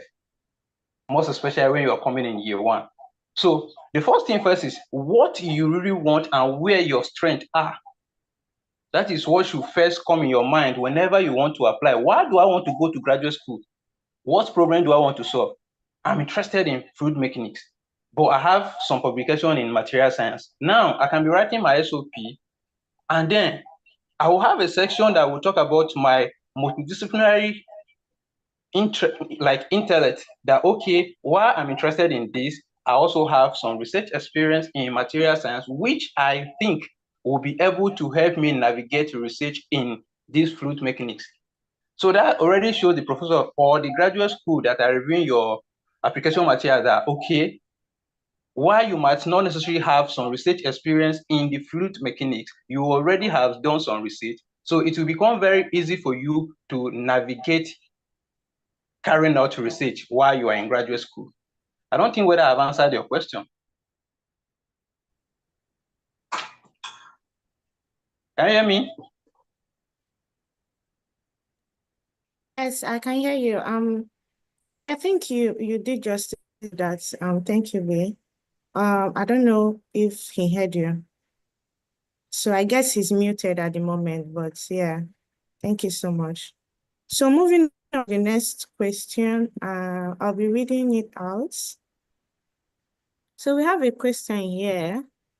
It's more technical. It said, I have 2 years of clinical experience operating electrocardiography machine, that's EEG, exposed to various anomalies, clinical data, and 1.5 years of research experience. But I heard having more of clinical experience can be a disadvantage. Please, how can I turn this clinical experience to an advantage? Did you get that? Yeah, I get the question. Yeah, it's a very good question. The person has hands-on decks, practical experience, and the person wants to turn that practical experience into like something that will be of advantage, right? No, so the question is not that she said having too much of it seems like a disadvantage. She had. Okay, yeah. Now, there was one professor that told me that I'm looking for a student that is not a collaborator when I have a lot of research experience. That does not mean okay. That does not mean when you have a lot of those experience is actually a disadvantage. Now, you can when you are writing your SOP or in your CV, just as Mr. Hannes was saying, you streamline those things they are very interested or they are very necessary to that program you are applying. Just like when you made mention of you win Mr. Macho Y NYSC and you are applying for a computer program and you are putting inside your application that you want that. No, it's an experience, but it's not relevant to what you. So I think what that person should do is you just streamline all the experience you have in the clinical experience, like you streamline, do you feel they are very, very important to the program you are applying to, and then those other ones that are just numbers. Excuse me, Tech. Wait, please, I'm trying to mute the person because interaction. Please, Ayobami, if I got that right, he's having a lot of. Carlo, please, can you kindly mute that person, please? So we can go ahead. All right, sorry to interrupt you, Mr. B. Please continue. All right, thank you. So I was trying to say that, yeah, of course, sometimes when you have a lot of experience, some people will look at it as a threat, right? Like even some professors, when you meet them, when you are here and you're trying to do your lab rotation and you meet a professor and you are already telling a professor as a graduate student, you have 50 publications. The professor will be like, oh, well, I'm looking for who I will mentor, not a collaborator, right? So I feel for this person that has a lot of experience, not all that experience that will be very necessary to this very program the person is applying. So you just streamline in your application.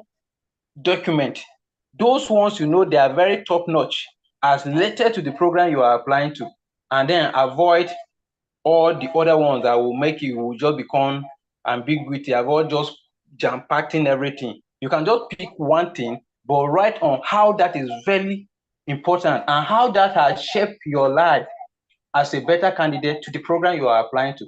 How that experience transformed you to do extremely well while in graduate school and when you graduate. I don't think there should be problem when you try to pick one of that and write very well on it.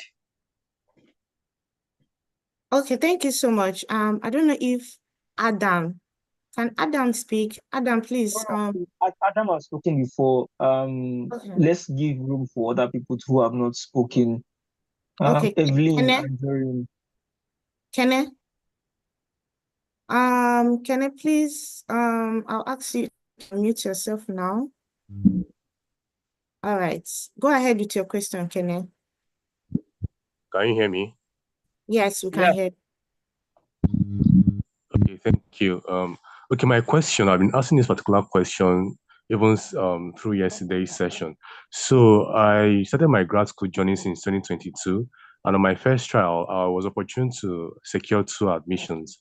But my issue is those admissions don't come with funding, and currently now I just received an offer of admission again without funding. So my question is, and is at Clemson. I think someone here is currently a grad. I think it's Mr. Bay during his profile reading mentioned he's at Clemson. So I wanted to ask, is there a way that I can, have secured admission? Can I secure funding? I don't know if that's possible.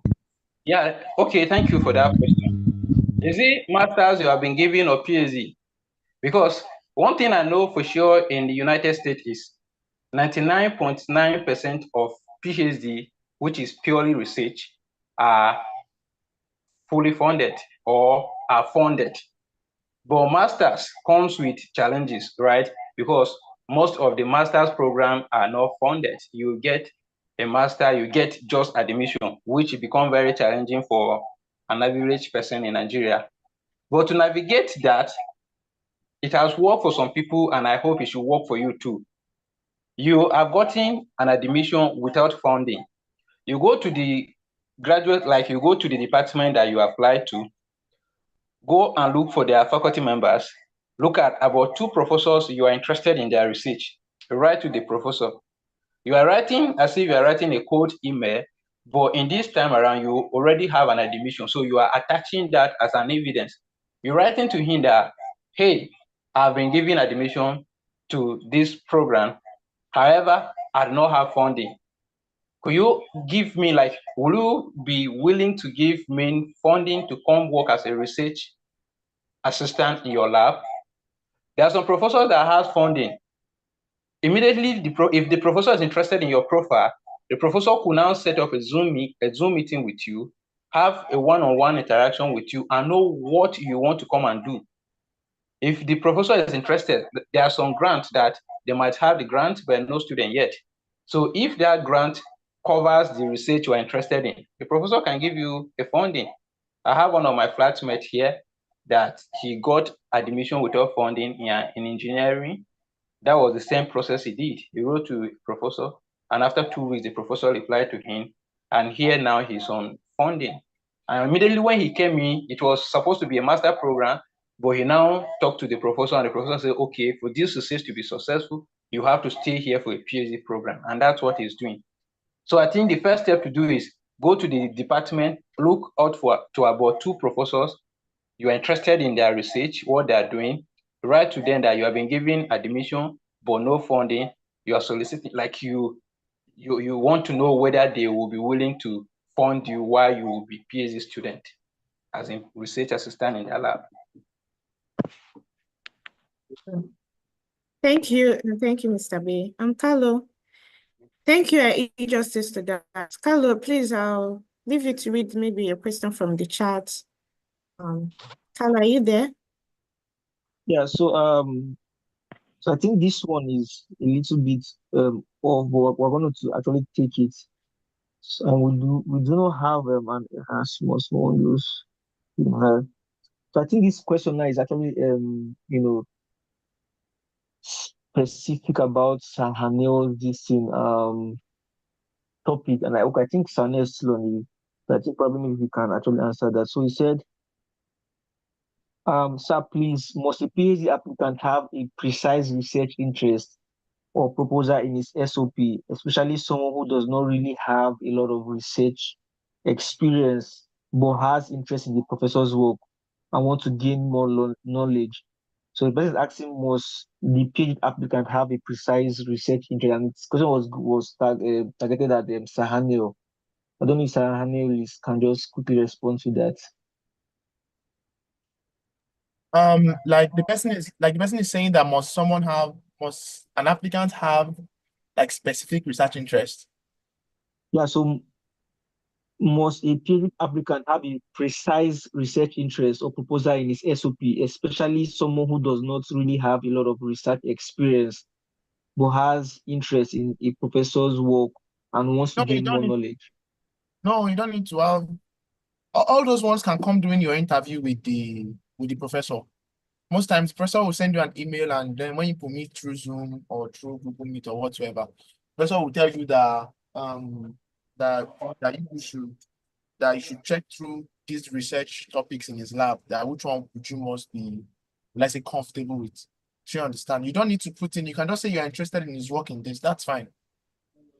That's all right. What if that research is no longer funded? What if he's moving to something else? Remember when COVID hit, everybody started to do COVID because now they're money day.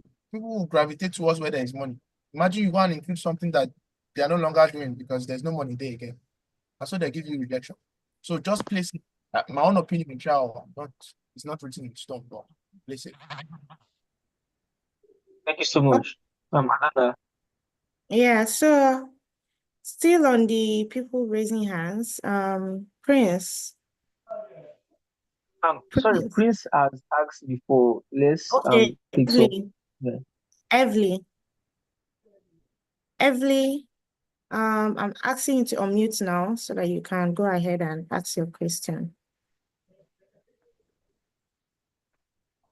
Evely, can you? Yeah. Good evening. Good evening, Evely. We can hear you. Please make your question short and brief, straight to the point. Thank you. Okay. Thank you very much for this conference. I actually just joined today, but my question is based on the reference section. I studied microbiology, but during my project research, my supervisor is based on environmental microbiology. But right now, for my master's, I'm going towards the medical line. So my question is for my reference, can I use him as my reference towards my master's in the medical line? Because I actually want to go into developmental and reproductive health sciences. Thank you. All right, thank you. That's a very good question. You know, recommendation is very, very important document when you comes to application material, because this is a third person writing on what you can do and what you cannot do. And it's very important when you're selecting those who are recommending you and what they are writing about you. I remember when I was doing my application, I have somebody who was in South Africa, Dr. Adenka, that was recommending me. This is the person I just know him. We just collaborated on a research. So he was writing as he has collaborated with me, and this is what I can do, right? I think your professor can write very well. That your supervisor that is in microbiology can write very well on you, because he has a long-term experience of you supervising your undergrad PhD, like your undergrad thesis or project, is something worth noticing. Like most department, they expect to see who was your supervisor to write. Like, you know, your undergrad supervisor is like your school father when it comes to academics. So I don't think there's anything bad if you can write. And then not just in writing that, okay, I was his undergraduate supervisor, and like the person should write what you can do, how well the person has known you, what you can do. So I think the person can still write and recommend you, despite you are applying for a medical related course. The person should state very clearly how he know you and your weakness and your strength. Yeah. Yeah, thank you so much. We don't have much time, so quickly, Carlo, can you read one from the charts before I go ahead with Carlo? Yeah, Oh, so okay. someone asked a question, said, drafting a compelling SOP has been very difficult. I don't have any research experience in neuroscience. I'm working to make ends meet, no time to, I think, no time to join research institute. I study physiology. And another question was asking, I've been how do one try to get funding? I think that question has been answered. When you get admission without funding, I think Dr. Kelechi actually answered that question. So I think, do we have any other? Okay, Carlo, see what happened. Let me just let someone else speak so that you can Yeah, just get. let someone else speak. Yeah. All right, We just all right. have So, we have 3 minutes left. yeah, Jacinta, right? Jacinta, please, I've been muted. I'm asking to, please be brief in your question. Thank you. Good evening, sir. Please can you hear me? Yes, I can hear you. Go ahead. Okay, good evening, everyone. Sir, please, I have a question to ask. I am a graduate of chemical engineering and I'm currently working in the oil and gas industry. And I found out that for those applying for maybe PhD is required that maybe you should have research experience or publications. And me working in the oil and gas industry, I do not think I have that. Like I don't have access to that. Like going to do publication research experience and publication. What I have more is work experience, that's professional work experience. So I want to ask, how can I use that to put myself forward in my application, knowing fully well that I'm competing against those that have maybe publications and research experience. Thank you.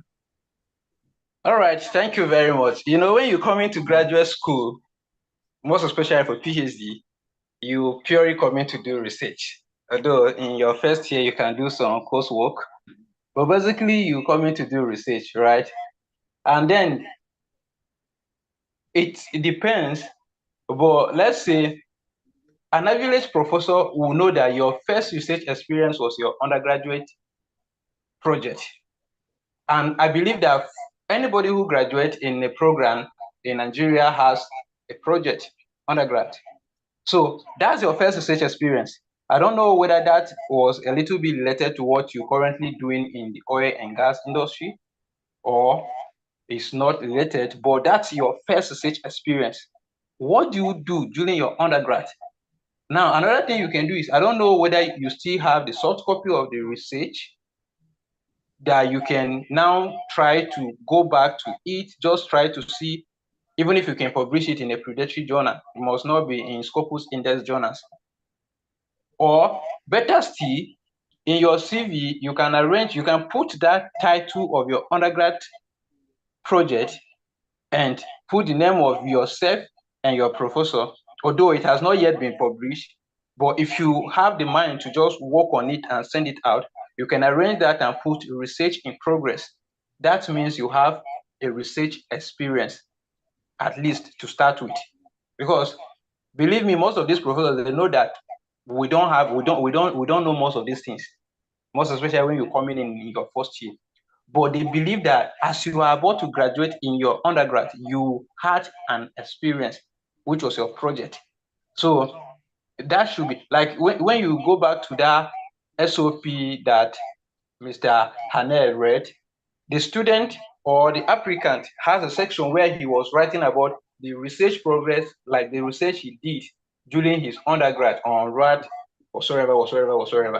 So you can revisit that your undergrad project I don't know whether you see, you have been working in oil and gas industry. I don't know whether you still have a copy, but you should do that. So that will show that you already have some research experience, and then you now try to the physical experience you have now. You just pick any one that is related to the program you want to do, and see how the research experience you had during your undergrad has transit you to oil and gas industry, and you have been able to utilize that knowledge in the oil and gas industry in Nigeria. And you hope that that knowledge will also guide you while you're doing your graduate program here in the United States or anywhere you are applying to.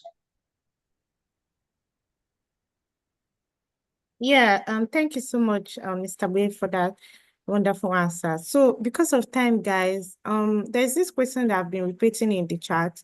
So they're asking examples of writing samples, right? So when a school asks you for a writing sample, what do they mean? Okay, they mean the school will ask you for a writing sample separate and will ask you for SOP separate. Exactly. So I was trying to get the details of, because I know writing samples are SOPs, and all that. And if there's any other thing, they'll specify on their website. So Yeah, that's what I'm thinking, because you either have the school request for statement of purpose or so okay, I think somebody is saying. Let me just jump in quickly. So writing sample, actually when they ask for writing sample, when they very specify you're going to submit to SOP, you just know that writing sample sometimes is related to any research you've done. Probably maybe your like your final year project.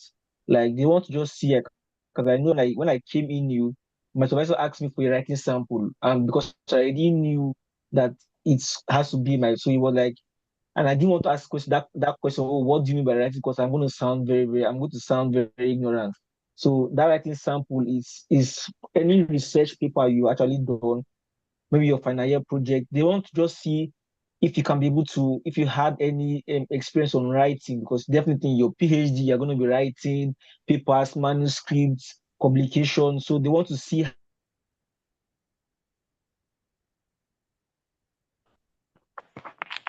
how you can just be able to, how you believe it's going to be that your final year project, the one you submitted, or any research you collaborated on or anything. So I think that should be that. Okay, thank you so much. I think, John, in the chat, that question has been answered. So if they're asking for writing samples separately from SOP, then it means your thesis or your project's thesis. So quickly, guys, because of time, let me just take our last question for the day. Uchechukwu Odinaka, I will ask you to unmute, then please be brief and ask your question. Thank you. Hey, hello, good evening, everybody. We hope you can hear me. Yes, I can hear you. Go ahead. Okay. Thank you so much for this. This is my second day joining. I appreciate everything you guys have been doing. Thank you so much. Let me just be quick with my portion. First of all, I studied computer science in my BSc. I studied at school for almost 10 to 10 years. So I applied for a master's last year, but I got admission with night visa. So instead of waiting, I said, okay, let me pursue my master's here in Nigeria while I still try again, maybe in some other time to come. Now, this is the question I'll be asking myself. Now I'm doing a master here in Nigeria that will be ending by next year, December. Is this a good time to start applying? That's one. Then two, because I have a very small space, I take my beers and I have white hairs. Would that be a problem if I apply to a school? They reject it. I'm looking too old because of my white hairs. Those are the two questions I have for you guys. Thank you. Okay, thank you very much. Now, before I will answer the first part of your question is, in the United States, we have fall, we have spring, we have summer, right? So we have 3 times that you can start your program here. So what time do you want to resume? So if you want to resume and to be honest, we are about to finish spring and summer will just start. So that means definitely you will not be among the summer candidates. And for fall application, which are the people that will be starting August, they are already started giving offer, and they will soon be done closing the phase for application. So I think if you are particularly interested in the schools in US, then you should start preparing your document very well now and do your application. If you want to resume for next year, then you should start your application. I think for application January opens around August, September, November. Yep. So you should start preparing your document now because as just the way people are asking about SOP, and when Mr. Casey was talking, this is a process. You can write an SOP today and you go back to it tomorrow and you still cancel it. Like everything you wrote the first time will not make meaning to you again. So even if you want to start your application, even if you are planning to resume next year you should start preparing on time so that as soon as application window opens by August, September, by then your document has already been reviewed by people who has already an understanding of what is happening, and then you should be good. Then if you want to resume next year, January, which is spring, then that means you should be very fast because I think that window should be for application will be June. Yeah, June, July for application. So it actually first of all, it actually depends on when you want to start your program. That will guide you on when to start your application. I hope that is clear. Then the second question, what do you say? Okay, I said that Yes. currently I have a small face like Mr. Hanel. His face, my face is like Mr. Hanel's face. So I start keeping my hairs, and all my hairs are like white mixed with black. So I'm not asking, would that be a problem when I'm applying for my PhD? Will that be a cause for rejection or not? No, Because that would never be the cause. everybody talking has a clean beard. Nobody's keeping hair. They're like, okay, is that a trend? So I said, let me ask. No, that would never be. I have people, somebody in Clemson here that was almost to a senior lecturer rank in Nigeria. And you know what it means to become a senior lecturer rank in Nigeria? You have advanced in age. He is just in his second year PhD program here. So I don't think that is a hindrance to anything. Okay. Then thank you. Then to correct you, I said I'll be writing my master by next year, December. So I'm not sure I'll be able to apply for August. I'll be rounding up in December next year, not this year. Okay, you'll be rounding up next year, right? Yes, next year, December. Okay. Then if you are running out next year, December, and you want to resume to United States, the upper year, August, then the window for your application will be next year, August, September for 4. Okay. Thank you for that. Thank you so much. And Okay. thank you, Kim. Thank you so much, Odinaka, for that question. And thank you, Mr. B. Thank you so much for taking your time to ask this question and also sharing. At some point it was very relatable. So quickly, I will just Obase, please come up so you can take us on the next. All right. Thank you very much, Mr. Bay. Just to reemphasize our gratitude to you. All of us at C.A.B.L.E, we are saying thank you. We do usually have a certificate of honor appreciation for all our guest speakers and keynote speakers. We would pass that across to you after the session. So thank you very much. And so just we are almost done for today and for our conference. The last thing is just to go through an important announcement, especially regarding the GRE scholarship. As it's our custom, usually we sort of announce the timeline, the projection of the GRE scholarship scheme. Why we do this, especially in the conference, is to give people that join us an edge over any other candidate anywhere, right? So for you to have participated in our conference, it means that you are very much serious about graduate school. And we sort of like to share this information with you so you can know how our selection process is and everything. And then you can adequately make plans to apply or send across to anyone that is actually going to apply for this. So again, this is going to be very fast. I'm not going to spend so much time here. But the idea of the scholarship scheme, we started last year.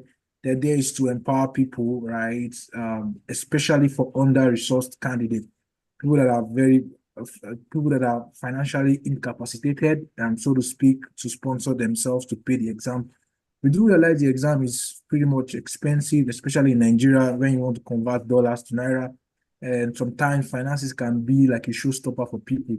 So we are specifically interested in under-resourced candidates, people that cannot um, uh, people that cannot, they don't have the opportunity to sponsor themselves.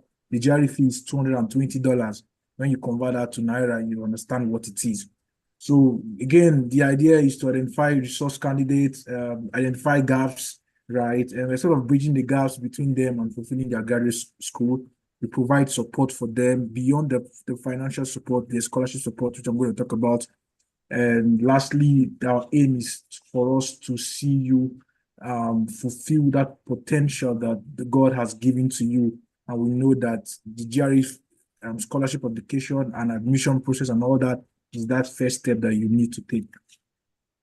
So eligibility criteria is very clear. We usually state this all the time.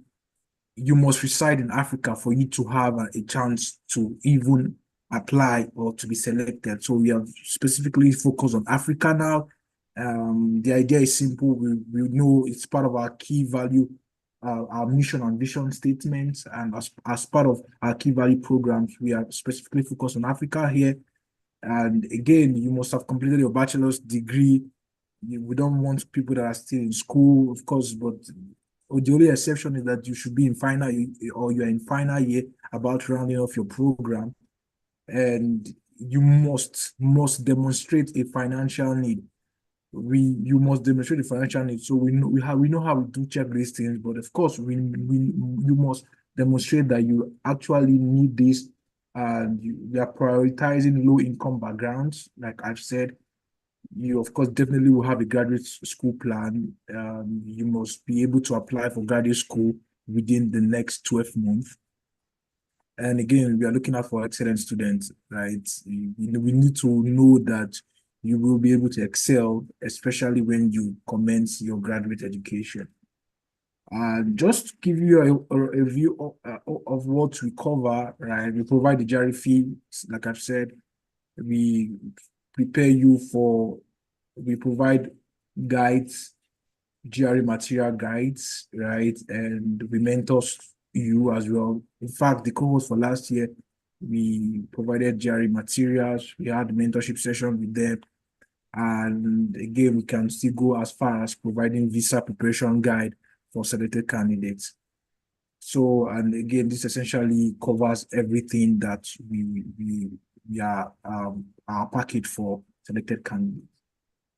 The timeline for this year is simple.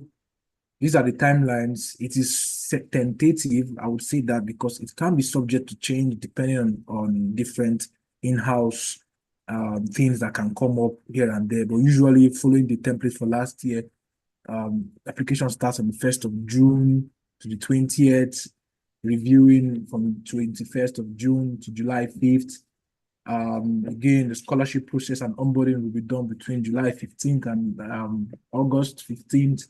Sorry, July 10th, we have the finalists being announced, and between the 15th and the 15th of July and the 15th of August, we sort of onboard the new cohort, right? And finally, we would want you to take the GRE on or before this dates, right? Because we usually work with the fall application window for the next academic cycle.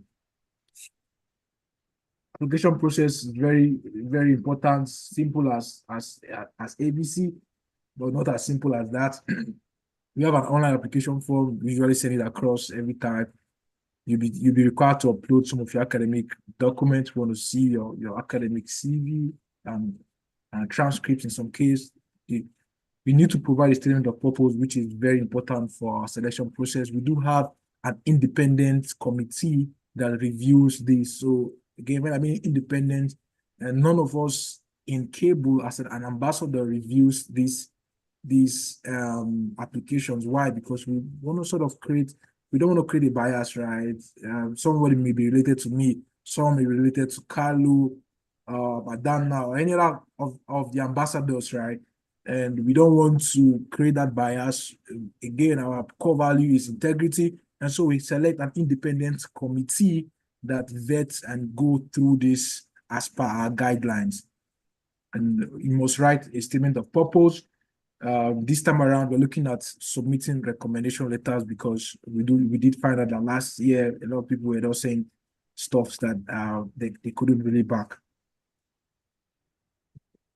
And application criteria, you can see from your screen that we place so much emphasis on financial need, of course, academic performance, 20%, motivation and career growth, 20%, leadership and impact, 10%, community communications and clarity, especially when you start the interview process, 10%. And again, we're not just saying that C.A.B.L.E is still growing, so we are so much in need of people to sort of help sponsor this scholarship. Last year we were able to sponsor just a handful, but this year we want to sponsor a lot.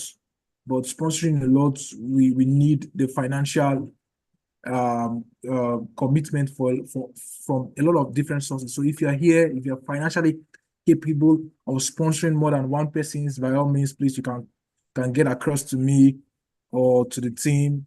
And we seriously need sponsorship for people so that we can reach out to a lot of persons.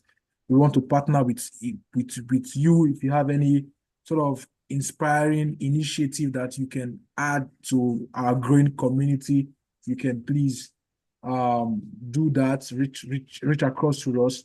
And lastly, we also need mentors, right? We provide mentorship, especially for people that are part of our community. You can follow us on all our social media handle. This is the last slide. We are very much present in LinkedIn, our YouTube channel. All these sessions we've had from the very first day till the last day, which is today, we will be uploading those recordings on our YouTube channel. Please go through them. This is our channel. This is the name here. We have a WhatsApp community. Adana has placed that on the group chat. Instagram, this is our Instagram handle, Facebook, and we are also coming up on our website. Very soon, we're going to launch our website. The question you may ask us, where are we going to post the application form when it comes out? On these social media handles, you will see them there. So I believe this is all from us. Thank you so much for being a part of us. Before we go, we need to take a picture just for our documentation purpose. So please, I'll crave your indulgence to just share your video, right? So that we can just take this.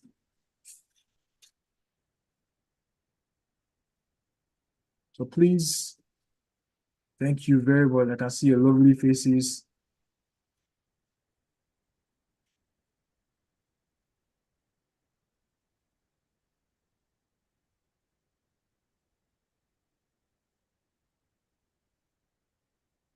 Who's taking the picture? Dana, please do take the picture. Thank you.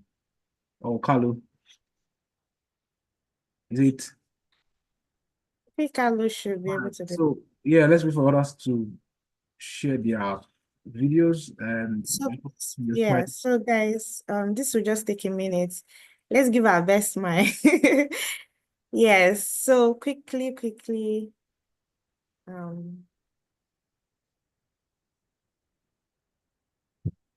right.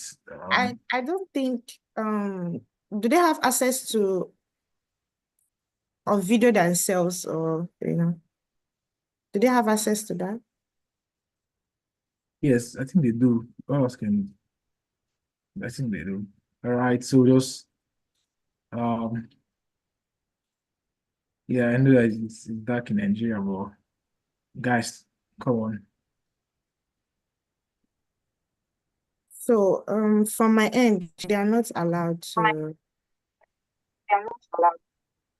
Carlo, please allow us to start a video or something.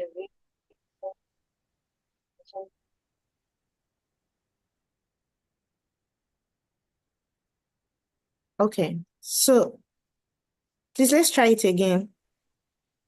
Can we?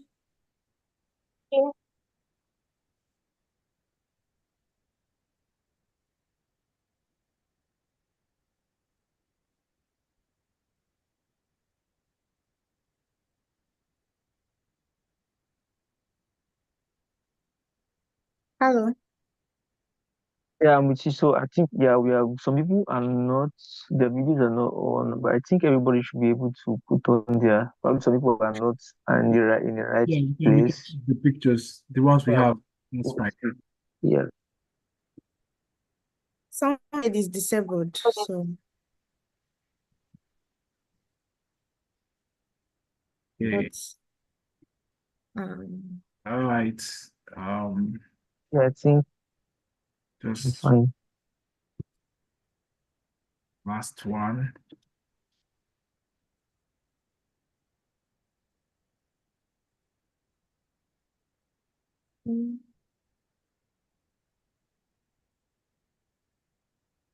All right, so I think we are done.